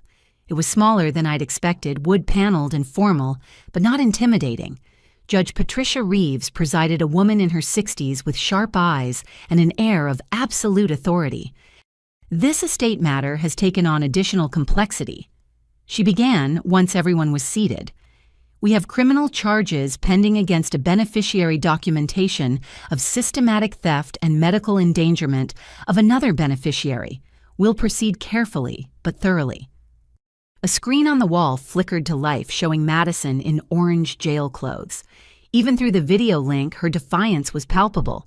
She'd styled her hair and applied makeup, somehow determined to maintain her image. Ms. Madison Matthews, you have the right to be present for these proceedings, but any disruption will result in your feed being cut. Is that understood? Yes, Your Honor, Madison replied, her voice tinny through the speakers. Judge Reeves turned to Mr. Ashford. Let's begin with Dorothy Matthews' original will and the conditions she set forth. As Mr. Ashford stood to read Grandma's words, my hands trembled more noticeably. The stress was building, and I could feel the aura creeping in despite my medication. I quietly took one of my emergency doses, hoping to stave off what my body was threatening. Beth noticed my movements and shifted closer, a silent support. Jennifer made a note, prepared to request medical accommodation if needed. Dorothy Matthews' will, executed 14 months ago, states, "My estate shall be distributed based on demonstration of true character, with special consideration for those who protect the vulnerable and harsh consequence for those who prey upon them." Mom shifted uncomfortably. Dad stared at his hands. On the screen, Madison's expression had gone carefully blank. Mr. Ashford continued reading, but my vision was starting to narrow. The familiar tunnel effect that preceded my worst seizures. I gripped the edge of the table, trying to ground myself. Furthermore, Mr. Ashford read, any beneficiary found to have stolen from endangered or exploited another family member's medical condition shall forfeit all claims to the estate, with their portion redistributed to their victims. Objection. Madison's voice cut through the speakers. That's not legally binding. You can't retroactively punish someone for... Ms. Matthews, Judge Reeves interrupted coldly, you're on thin ice. One more outburst and you'll be removed from these proceedings. But the damage was done. The stress of hearing Madison's voice, of being in the same virtual space as my tormentor, pushed my overtaxed system past its limit. The aura intensified, and I knew with sinking certainty that my medication wasn't going to be enough. Your Honor, Jennifer said urgently, my client needs medical attention. That's when I noticed Madison on the screen laughing. Even facing federal charges, even in jail clothes, she couldn't resist one last moment of cruelty. There she goes, Madison said loudly enough for everyone to hear. Right on cue. Watch, she'll have her little performance right when things get interesting. The rage that flooded through me was matched only by the electrical storm building in my brain. My vision fractured the courtroom, tilting at impossible angles. I tried to speak, but the words wouldn't come. Beth was already moving, calling for the medical kit she knew courtrooms kept. Jennifer was demanding the court officer call for paramedics. But I could only focus on Madison's face on that screen, still smirking, still so certain I was faking. The last coherent thought I had before the seizure hit was bitter irony.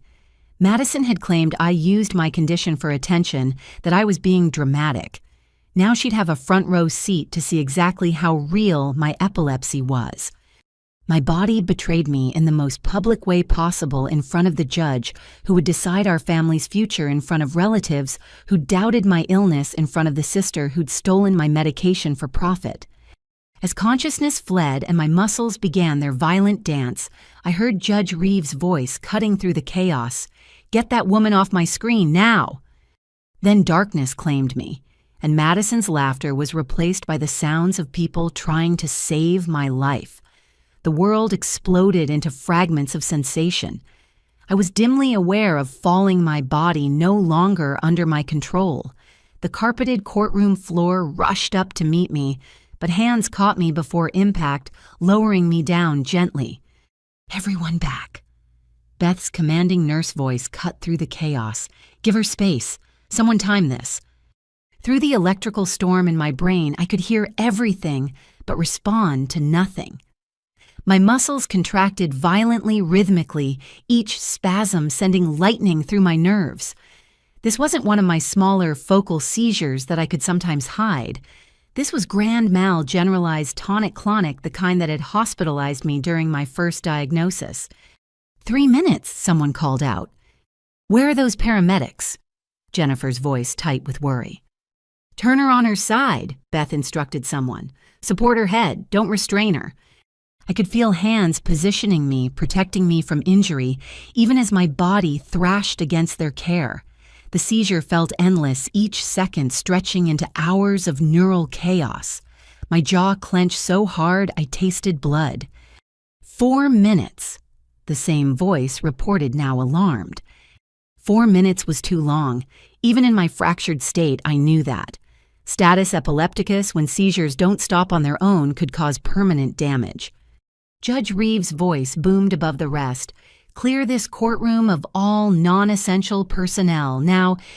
Footsteps thundered around me as people evacuated, but some stayed. Beth's hands steady on my shoulders, Jennifer's voice advocating fiercely for my needs, and surprisingly, the judge herself. "Your Honor, you should evacuate too," someone suggested. "I'm staying," Judge Reeves replied firmly.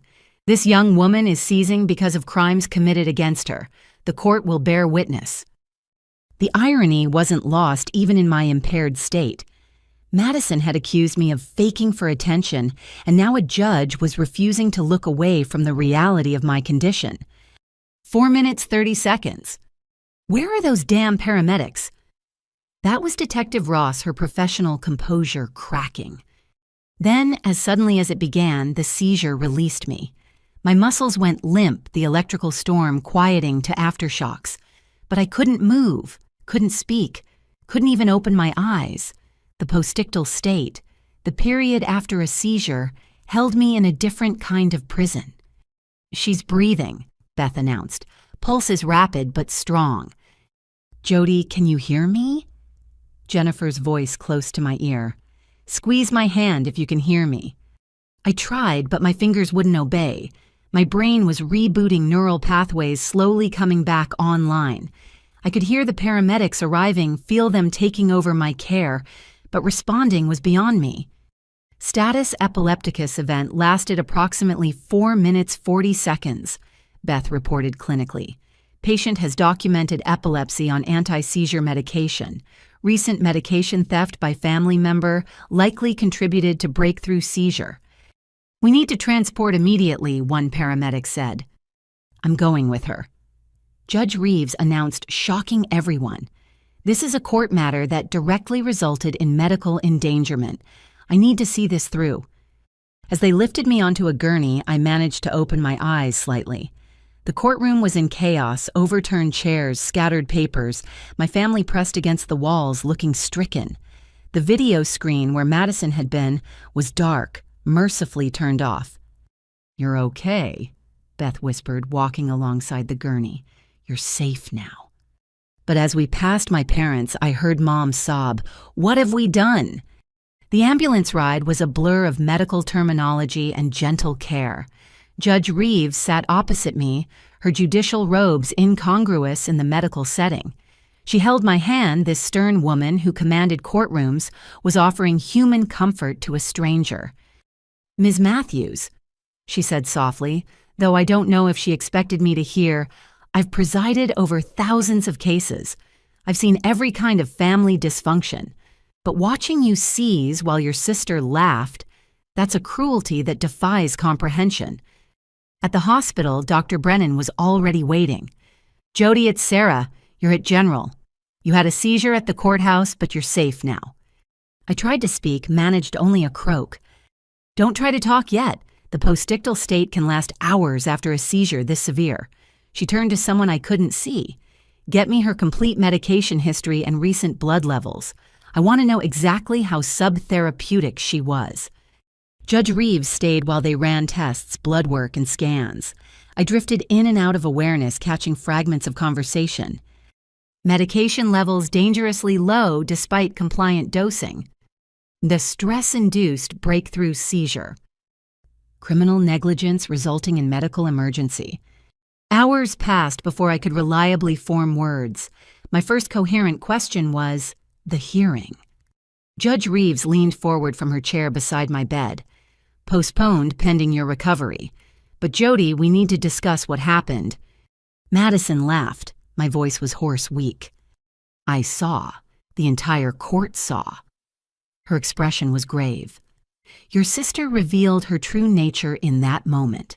No one who witnessed your seizure could doubt its authenticity or severity. Jennifer arrived with paperwork and updates. The criminal charges against Madison have been upgraded.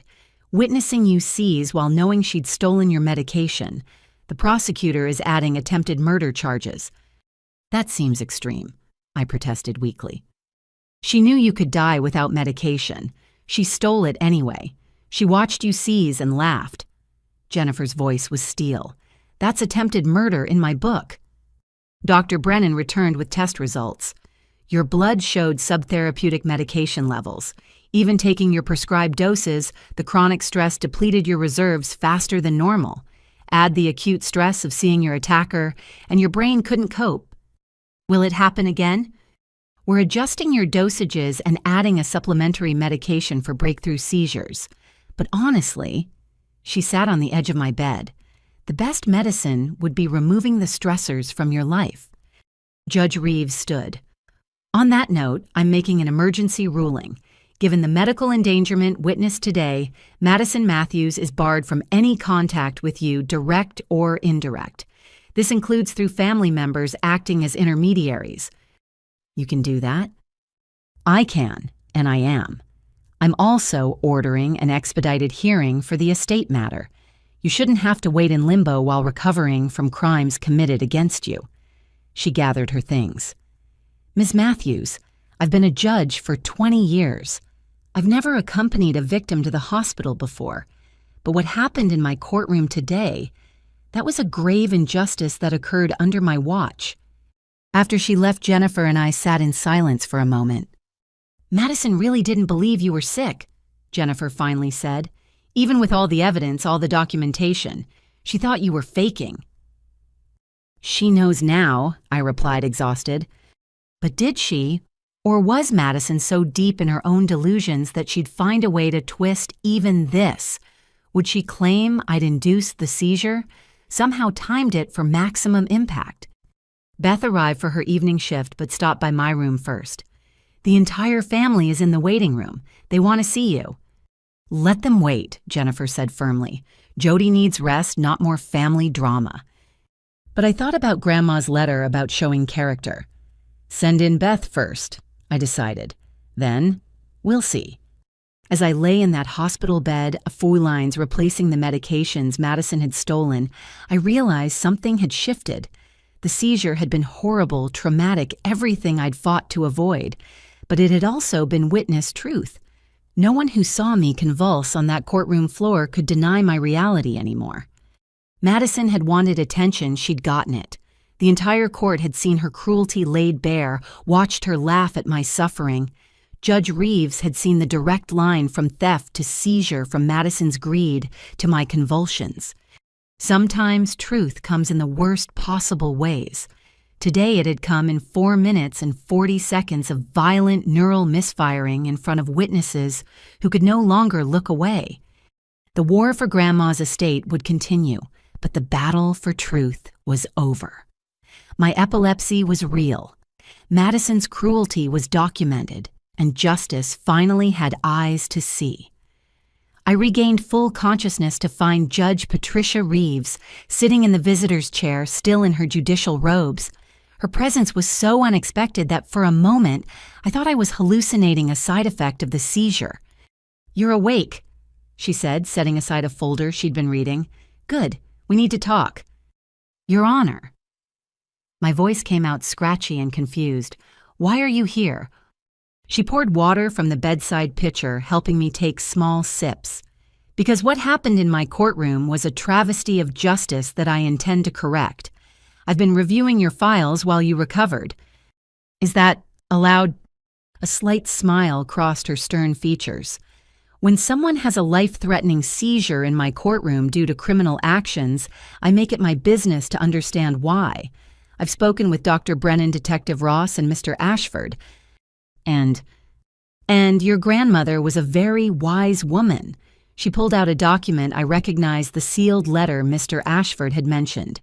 She anticipated this exact scenario. May I nodded, curiosity overcoming exhaustion. Judge Reeves broke the seal and began reading aloud. To the presiding judge over my estate. If you are reading this, then my worst fears have been realized. A family member has committed acts of medical endangerment against another family member, likely Madison against Jody. I write this with full mental capacity and deep sorrow. I have enclosed evidence collected over 3 years of Madison's pattern of prescription theft targeting vulnerable individuals. I hired private investigators and maintained detailed records because I knew the family would enable her behavior rather than face hard truths. My estate distribution was designed as a trap for give an old woman her theatrical tendencies. I needed Madison to reveal her true nature in a legal setting, where it could not be ignored or excused. The language about character was deliberately vague to encourage her to act out her worst impulses. If Jody has suffered medical harm due to Madison's actions, I direct that the entire estate be placed in trust for her exclusive benefit, not as favoritism, but as justice. She will need resources to recover from what the family has allowed to happen. To Madison, should she read this, I loved you, but I could not save you from yourself. Your parents' enabling made you bold, but consequences were always going to find you. To Jody, you were the only one who never asked me for money, who visited without agenda, who saw me as a grandmother rather than a bank account. Take the resources I leave and build a life free from those who would harm you. You deserve peace. Signed and witnessed, Dorothy Matthews. The silence after Judge Reeves finished reading was profound. My grandmother had orchestrated all of this, the vague will, the character test, even anticipating that Madison would escalate to the point of causing me physical harm. There's more, Judge Reeves said, pulling out photographs and documents. Your grandmother's private investigator documented 12 victims over 3 years. She built a federal case and left it dormant, waiting. Why didn't she act on it while alive? Would you have believed her? Would the family? Judge Reeves shook her head. She knew Madison would have to expose herself completely before anyone would accept the truth. She just hoped it wouldn't cost you so much. Dr. Brennan knocked and entered. Jody, your blood tests show you'll need to stay overnight. The seizure depleted your medication reserves significantly.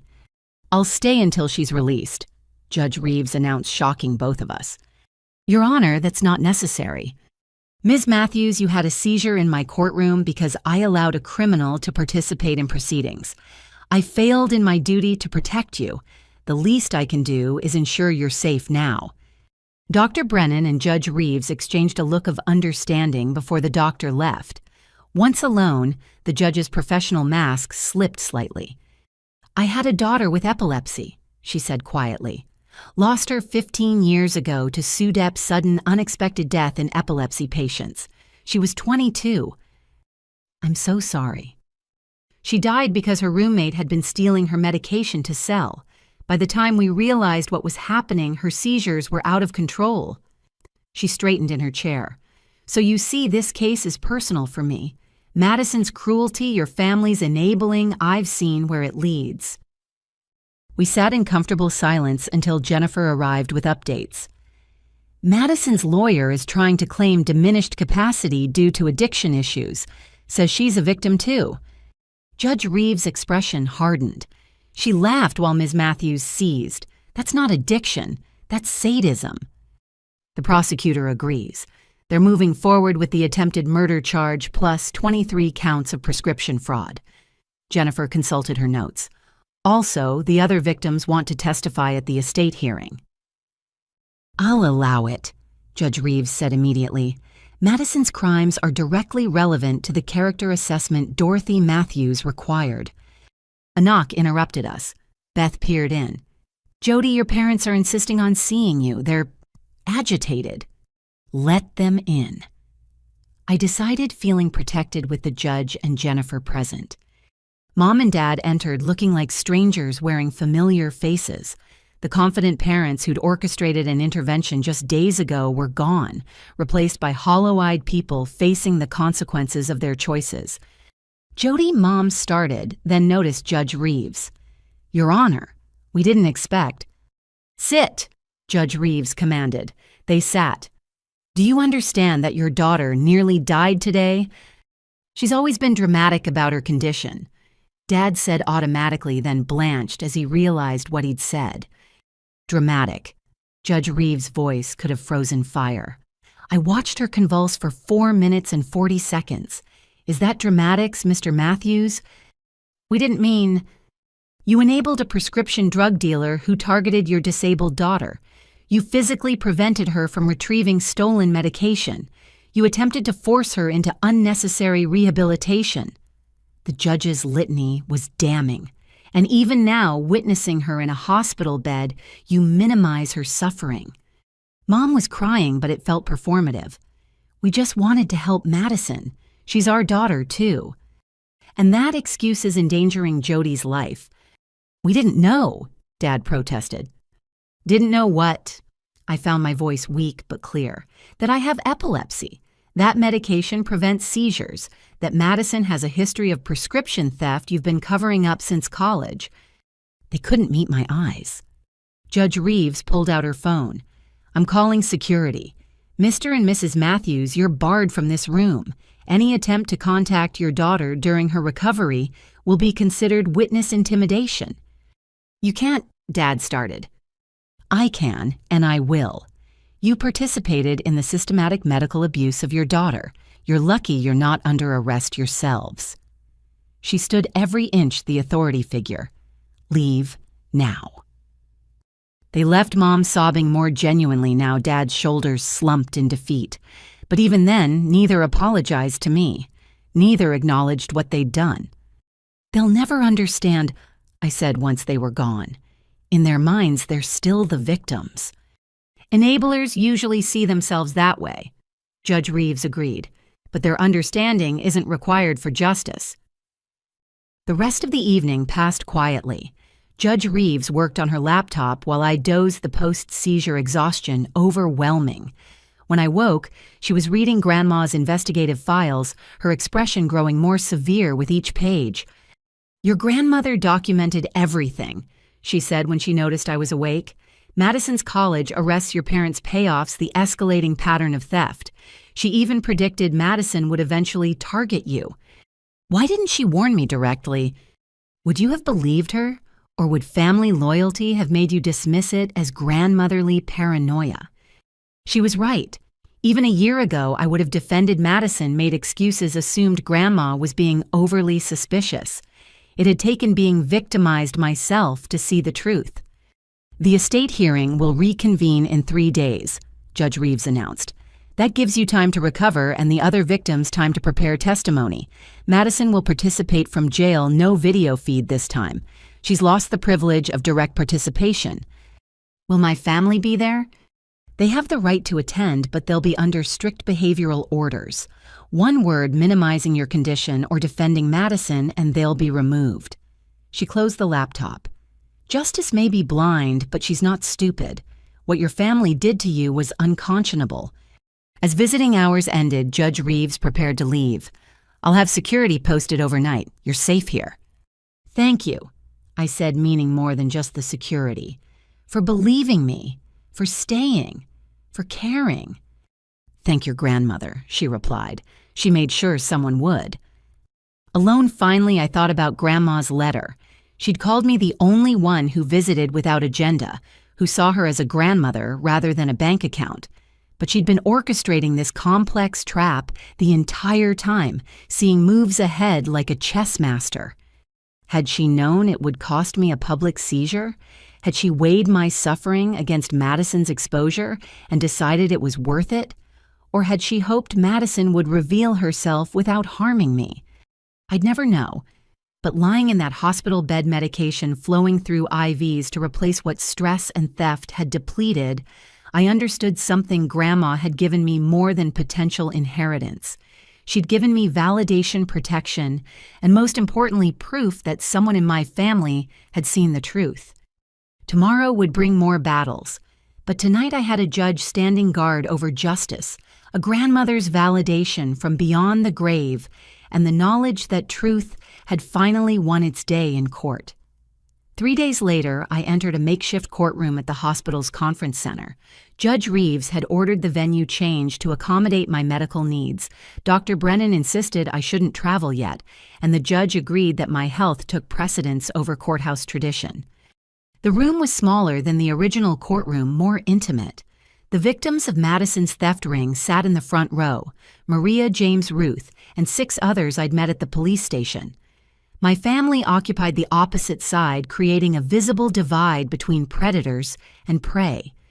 Madison appeared on a small screen, her jail video feed limited to audio only at Judge Reeves' directive.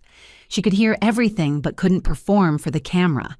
The loss of visual control was clearly agitating her. We could hear her shifting, sighing occasionally, muttering. "We're reconvening the matter of Dorothy Matthews' estate," Judge Reeves began. "Since our last session, significant evidence has emerged. Mr. Ashford, please present Dorothy Matthews' sealed letter." Thomas Ashford stood the formal letter in his hands. "Your Honor, Dorothy Matthews included specific instructions that this letter be read only if a beneficiary caused medical harm to another beneficiary through theft or neglect. Given Ms. Jody Matthews' seizure resulting from medication theft, the conditions have been met." "Proceed," Judge Reeves instructed. Mr. Ashford's cultured voice filled the room as he read. "To my family and the court. I write this with a heavy heart but clear conscience. By the time this is read, Madison will have revealed her true nature through actions against Jody, and you will all have seen what I've known for years. Madison Elizabeth Matthews is a predator who targets the vulnerable. I first noticed this pattern when she was 16, stealing anxiety medication from her friend Emma, who subsequently had a panic attack during Saties. Her parents, my son David and daughter-in-law Linda, paid off Emma's family and had the incident buried. In college, Madison expanded her operation. 2 arrests for prescription fraud, both covered up with family money. She targeted students with ADHD, chronic pain, and mental health conditions. When caught, she played victim, claiming addiction issues she didn't have. I hired private investigator Clarence Rothwell 3 years ago when I learned Madison was joining online support groups for people with chronic illnesses. Not because she was ill, but because she was hunting. The enclosed evidence documents 12 victims over 3 years, though I suspect there are more. I remained silent, gathering evidence because I knew my family wouldn't believe me. David and Linda see only what they want to see. The rest of the family follows their lead, but I watch, documented, and planned. My will's vague language about character was deliberate bait. I knew Madison would see Jody's medications as an opportunity, especially with a large inheritance at stake. I knew the family would enable her as they always have, and I knew that only a crisis would force the truth into the open. To Jody, I'm sorry, my dear one. I used you as bait to catch a predator, knowing you were strong enough to survive, but hoping you wouldn't have to suffer. If you're reading this, then you did suffer, and for that, I am deeply, deeply sorry.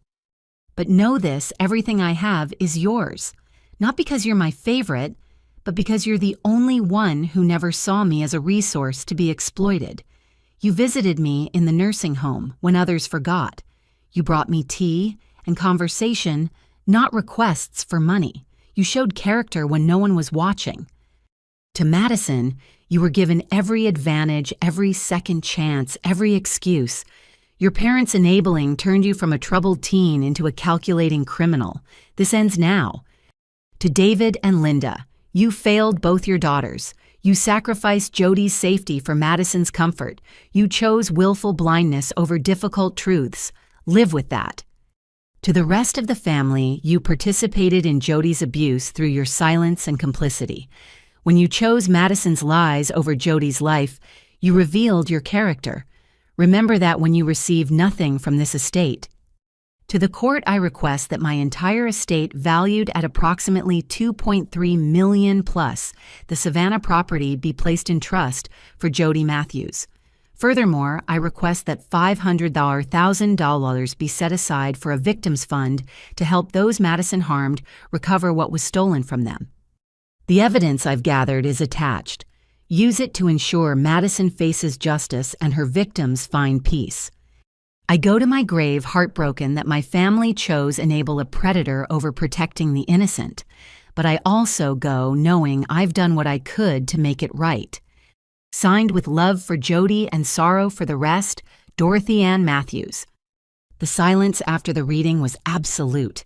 Even Madison's fidgeting had stopped. Mom broke first a wail of disbelief. She can't do this. We're her children too. Mrs. Matthews.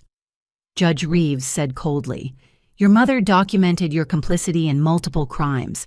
Be grateful you're not under arrest." But we didn't know. Page 12 of the evidence file. Mr. Ashford interrupted. Shows a canceled check for $50,000 to Emma Hartley's family. Your signature is on it, Mrs. Matthews. Page 18 shows another for Madison's first college arrest. Page 24. Stop, Dad said quietly. Just stop. The other victims were crying. Maria held Ruth's hand while James stared at the screen where Madison remained silent. Your Honor. Jennifer Walsh stood. I'd like to point out that Mrs. Dorothy Matthews' investigation corroborates every claim my client made. The theft, the enabling, the gaslighting, all documented years before this crisis. Noted. Judge Reeves agreed. Mr. Ashford, is there more? The private investigators' reports include financial forensics. Madison Matthews has been depositing cash in structured amounts to avoid reporting requirements. The deposits match timing with reported medication thefts. She's made approximately $200,000 over 3 years selling stolen medications. That's not possible. Madison's voice finally came through the speaker, high and desperate. I want to see this so-called evidence. You'll see it at your criminal trial, Detective Ross said from her seat. We've already frozen your accounts and seized your assets under civil forfeiture laws. This is entrapment, Madison shouted. Grandma set me up. She created this situation to frame me. No one forced you to steal medication, Judge Reeves replied. No one made you forge prescriptions or break into your sister's apartment. Your grandmother simply documented your existing criminal behavior. Jody's lying. She's always been jealous. Ms. Matthews. The judge's voice cut like a blade. I personally witnessed your sister have a grand mal seizure that lasted 4 minutes and 40 seconds. I watched her convulse on my courtroom floor while you laughed. Do not insult this court by claiming she was performing. Madison went silent again. Your Honor. Mr. Ashford continued, there's one more component. Mrs. Dorothy Matthews recorded a video message for Jody to be played after the letter was read. A laptop was produced, and Grandma's face filled the screen. She looked older than I remembered, frailer, but her eyes were sharp as ever. My darling Jody, her recorded voice said, and I started crying. If you're watching this, then I'm gone, and the family has shown their true colors.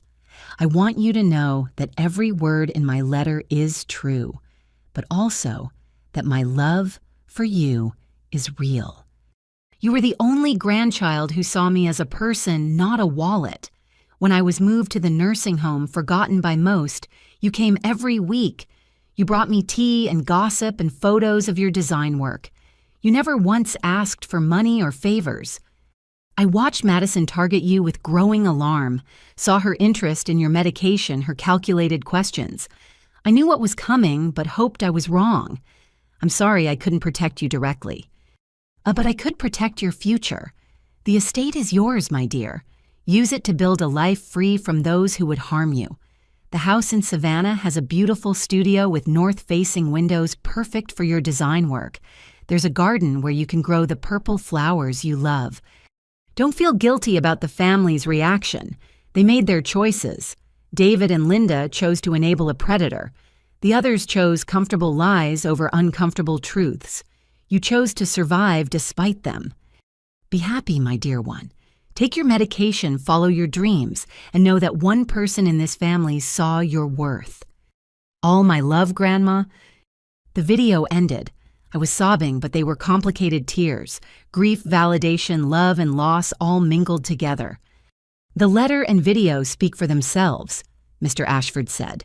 Dorothy Matthews' intent is clear. Her evidence is comprehensive. Her wishes are unambiguous. Does anyone wish to contest the will? Judge Reeves asked, though her tone suggested they shouldn't. Dad looked at Mom, who looked at the screen where Madison sat in jail orange. None of them spoke. Then I'm prepared to rule, the judge said. Based on the evidence presented, including documented theft, fraud, and medical endangerment, I find that Madison Matthews has demonstrated character deserving of disinheritance. I find that David and Linda Matthews enabled criminal behavior that endangered their daughter's life. I find that Jody Matthews is the sole beneficiary who meets Dorothy Matthews' character requirements. She paused, looking directly at my parents. I further find that Dorothy Matthews' investigation materials warrant criminal referral.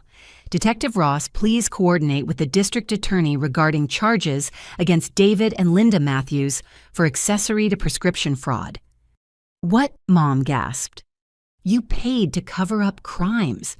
You enabled continued victimization. You physically prevented Jody from recovering stolen medication. Judge Reeves' voice was implacable. Actions have consequences.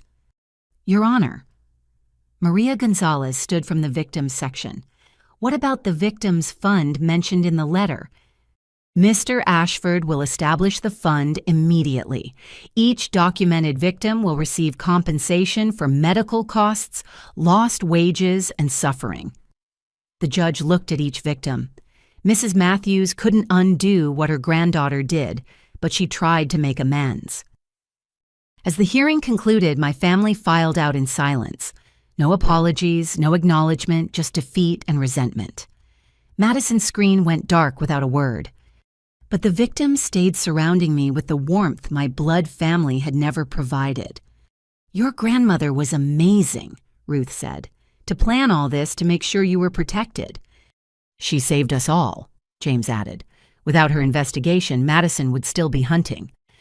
I clutched the USB drive Mr. Ashford had given me, a copy of Grandma's video and all her notes about me, the granddaughter she'd loved enough to protect from beyond the grave.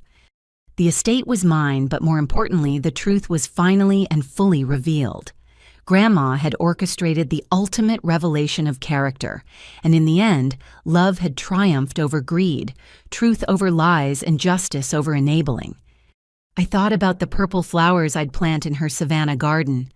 Each bloom would be a reminder that someone in my family had chosen me, had seen my worth, had loved me enough to plan this elaborate protection.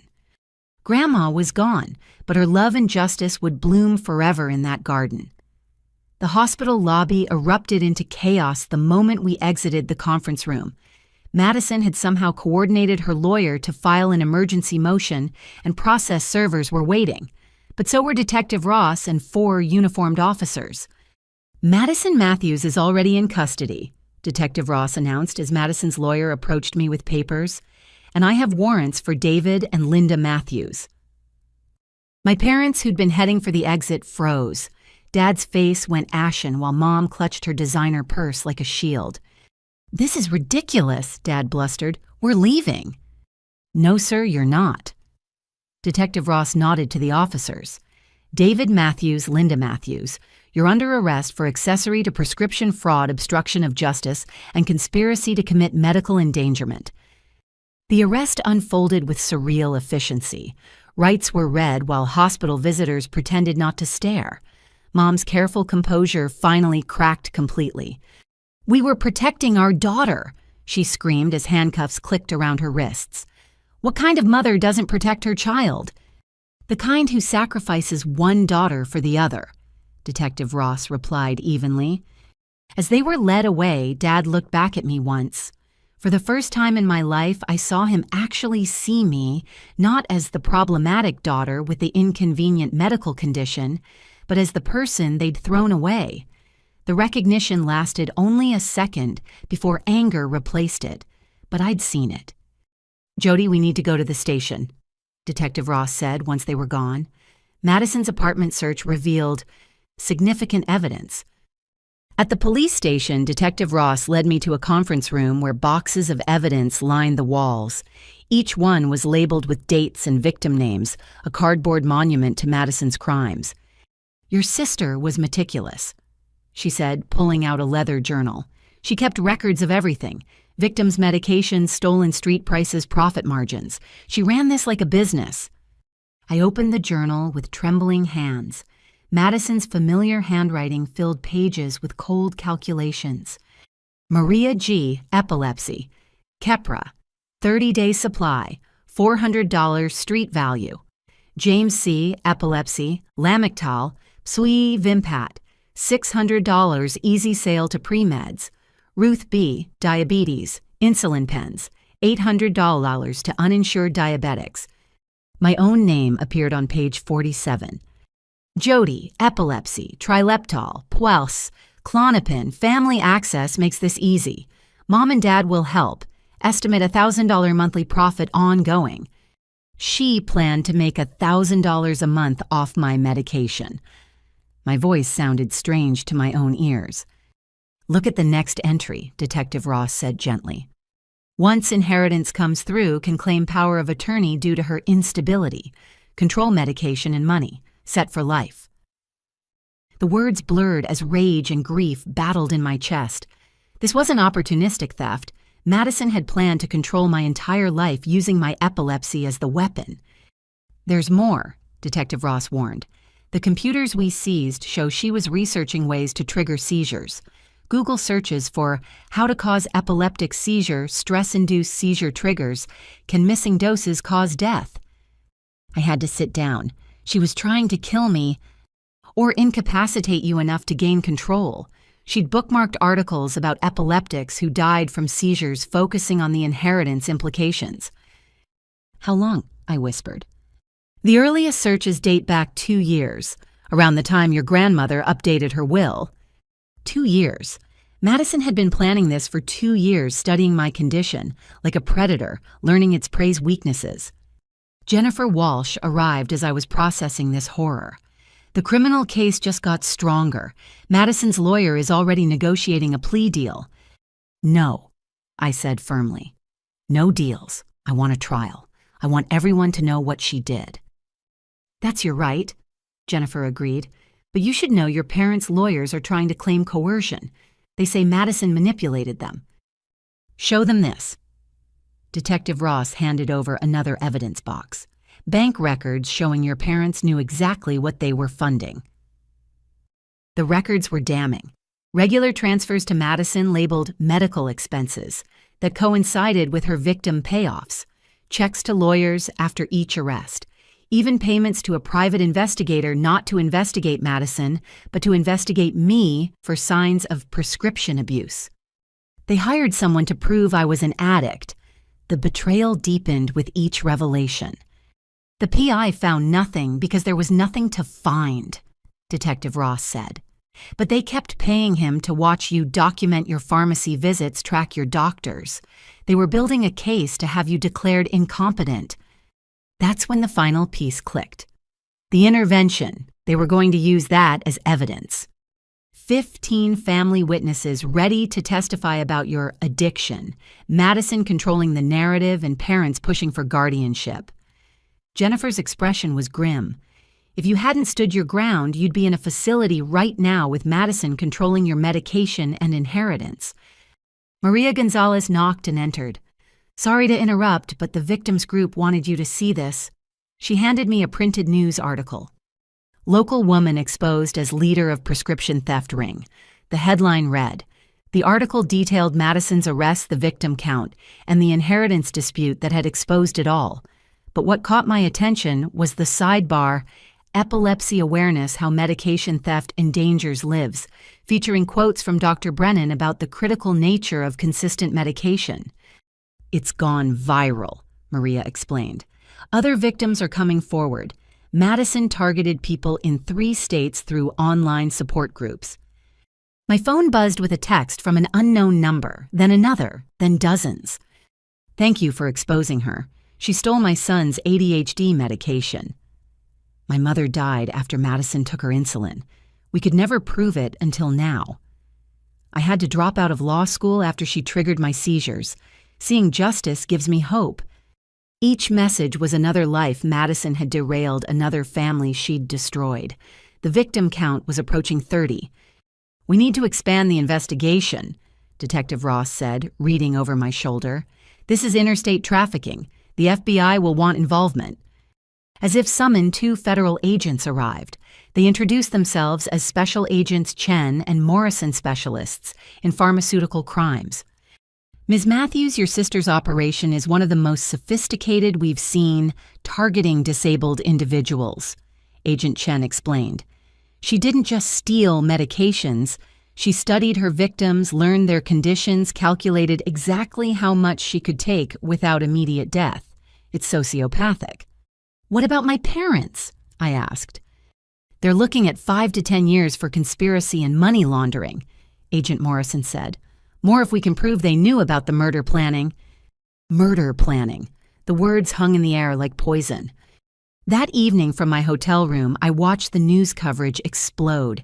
Madison's mugshot was everywhere alongside photos of her victims. My seizure in the courthouse had been captured on security footage, and while the video itself wasn't released, the still image of Judge Reeves kneeling beside my convulsing form became the defining visual of the case. The hotel phone rang. It was Mr. Ashford. Jody, I've been fielding calls all day. Publishers want your story. Documentary makers are interested. Advocacy groups want you as a spokesperson. He paused. What would you like me to tell them? I thought about it. The easy answer was to hide, to take Grandma's money and disappear.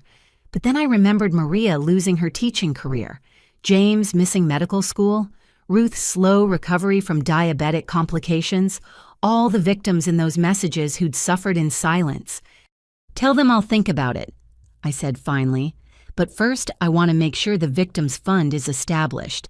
Every penny of restitution should go to the people Madison hurt. Your grandmother would be proud, he said softly. She always said you had the strongest character in the family. That night, unable to sleep, I read through more of Madison's journal. Between the cold calculations were glimpses of her twisted logic. Jody doesn't appreciate what she has. If she really needed these pills, she'd guard them better. Chronic illness is just weakness. I'm doing them a favor, proving they're stronger than they think.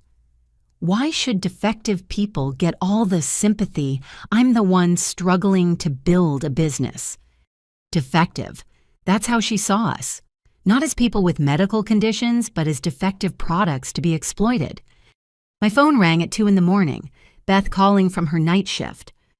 Jody, I'm sorry to call so late, but Madison's in the hospital. Apparent suicide attempt in jail. My first feeling was numbness, then anger. Even now, she was trying to control the narrative to become the victim.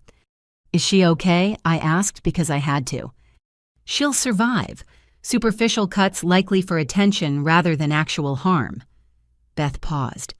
Your parents are demanding to see her, but they're still in custody themselves. The cycle of enabling threatened to begin again, even from jail cells. But this time, the system was watching. Thanks for letting me know, I told Beth. But I'm done worrying about Madison. She's made her choices. As dawn broke, I stood at my hotel window watching the city wake up. Somewhere out there, 30-plus victims were living with the consequences of Madison's greed. Some had rebuilt their lives. Others were still struggling. All deserved better than what my family had given them. Detective Ross called with one final revelation. We found Grandma Dorothy's complete files at Madison's apartment. She'd stolen them from the estate lawyer's office trying to find leverage. But Jody, Your grandmother documented every kind thing you ever did. Every visit, every conversation, every gesture of genuine love. She has photos of you bringing her tea recordings, of you reading to her notes about your design work. She loved you more than you know. I cried then, not from pain, but from the overwhelming knowledge that someone had seen me, really seen me, and found me worthy of protection and love. The arrests were complete. The revelations had all come to light. Madison faced decades in prison, my parents faced their own sentences, and 30 victims finally had validation. But most importantly, Grandma's truth had prevailed. She'd known that justice delayed wasn't justice denied, it was justice prepared, documented and delivered with receipts. The purple flowers in her Savannah garden would bloom after all. 3 months after the courtroom seizure that changed everything, I stood in the garden of Grandma Dorothy's Victorian house in Savannah. The morning sun filtered through Spanish moss hanging from ancient oak trees, and the purple flowers I'd planted were beginning to bloom. Each delicate petal felt like a promise, kept a life reclaimed. The house had become my sanctuary and unexpectedly a haven for others. What started as my retreat had evolved into something more meaningful, a healing space for those affected by medication theft and medical abuse. The morning glory is taking over the fence. Maria called from where she knelt among the herbs. She'd been staying in the guest house for 2 weeks, using the time to rebuild her teaching portfolio and prepare for job interviews. The seizure that had cost her career was now part of her story, not her shame. Let it climb, I replied, thinking of how we'd all learned to grow despite attempts to uproot us. Inside the formal dining room had been transformed into a meeting space. Every Thursday, victims of prescription theft gathered to share experiences and resources. Beth had helped establish protocols, Dr. Brennan provided medical oversight, and Jennifer Walsh offered legal guidance pro bono. We'd created what Madison had pretended to offer genuine community support. The doorbell chimed and I found James on the porch holding acceptance letters. 3 medical schools, he announced, tears streaming down his face. They all accepted me after reading my personal statement about overcoming medication theft. We celebrated with tea and Grandma's lavender cookies, the recipe found in her handwritten collection.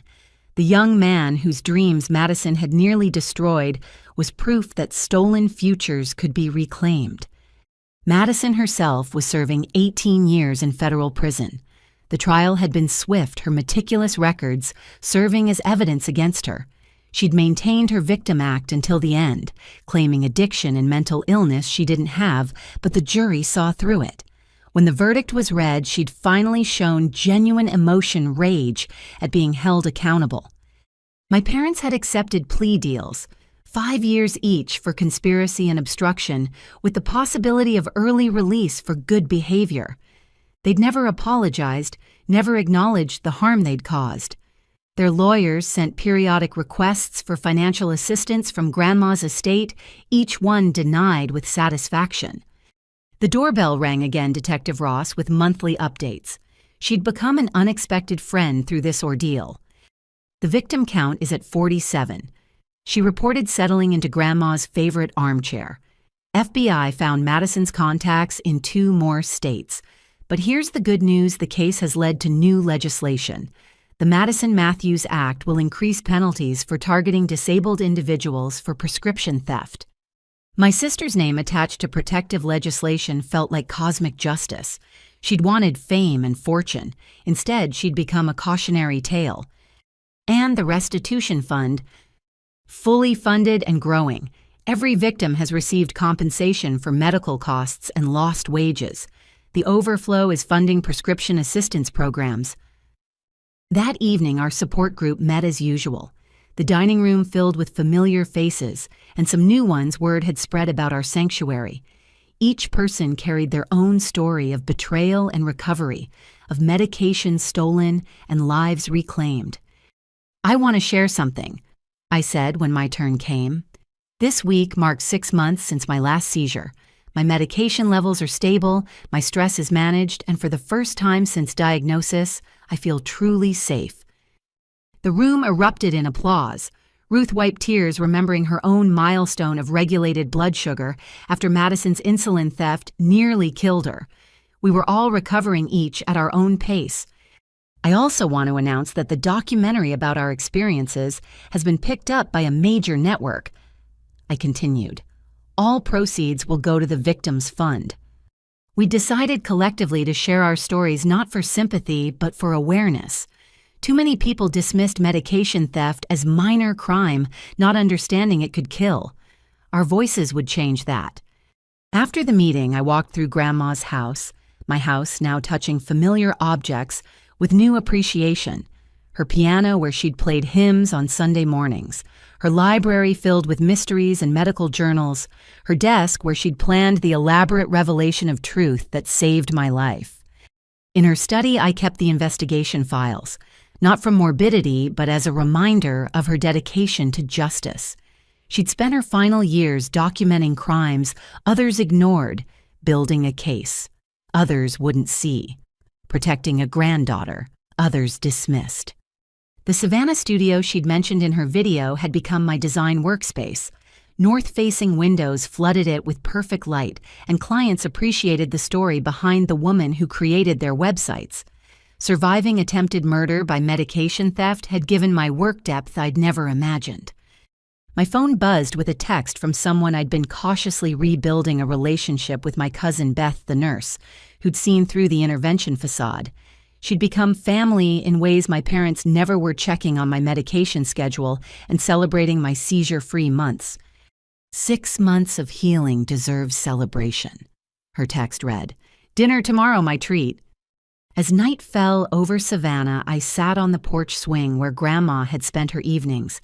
The purple flowers glowed in the moonlight, their fragrance carrying on the southern breeze. Somewhere, Madison sat in a cell, consequences finally finding her. My parents faced their own reckoning, and scattered across the country, 47 survivors were rebuilding lives she'd tried to steal. But here in Grandma's garden, surrounded by purple blooms and the ghosts of love that protected me even from the grave, I was more than a survivor. I was proof that truth prevails, that justice can bloom in the darkest soil, and that the vulnerable can become victorious. The seizure in the courtroom had been my lowest moment, convulsing while my sister laughed my body, betraying me in the most public way. But it had also been the catalyst for everything that followed. Judge Reeves often called to check on the Victims Fund, telling me that witnessing my seizure had changed how she viewed medical endangerment cases. My vulnerability in that moment had created lasting systemic change. Tomorrow would bring new challenges. Some victims still struggled with medical costs. Others faced ongoing health consequences from missed medications. The trauma of betrayal didn't vanish with justice served, but we faced it together, a chosen family forged in shared experience. As I prepared my evening medications, the routine that kept me stable and seizure-free, I thought about everyone who'd tried to steal this from me. Madison with her greed, my parents with their enabling, the family who'd gathered to gaslight me into submission. They'd all failed because one elderly woman had seen the truth and prepared for war. Thank you, Grandma, I whispered to the garden she'd promised I'd tend, for seeing me, protecting me, and teaching me that love is the ultimate justice. Inside, I turned on my computer to work on a new client's website, a nonprofit supporting disabled individuals. My story had opened doors to meaningful work I'd never imagined. Every project felt like extending Grandma's protection to others who needed it. The house settled around me with familiar creaks and sighs. In the morning, Maria would tend the garden while preparing for her interview. James would stop by with coffee and study for his MCAT retake. Ruth would call with updates on the diabetes support group she'd started. We'd built something beautiful from the ashes of what Madison had burned. My medication alarm chimed evening doses taken religiously, never again vulnerable to theft. As I swallowed the pills that kept my brain stable, I smiled. Madison had seen my epilepsy as weakness to exploit, but it had become my strength, my truth, my connection to a community of survivors who refused to be victims. The purple flowers would bloom every spring, reminders that Grandma's love was stronger than family betrayal. The Victims Fund would grow, helping those Madison had hurt. And I would continue to thrive, not in spite of my epilepsy, but with it protected by truth and surrounded by chosen family who saw my worth. Justice had been served. Healing had begun. And in Grandma Dorothy's garden, love bloomed eternal, purple, and perfect in the southern sun. To those reading this story, have you ever faced betrayal from those who were supposed to protect you? How did you find your chosen family? Please share your thoughts in the comments below. And if this story resonated with you, consider subscribing and sharing it with others who might need to hear that justice and healing are possible. Thank you for joining me on this journey, and remember, your vulnerability is not weakness. It's the birthplace of your strength.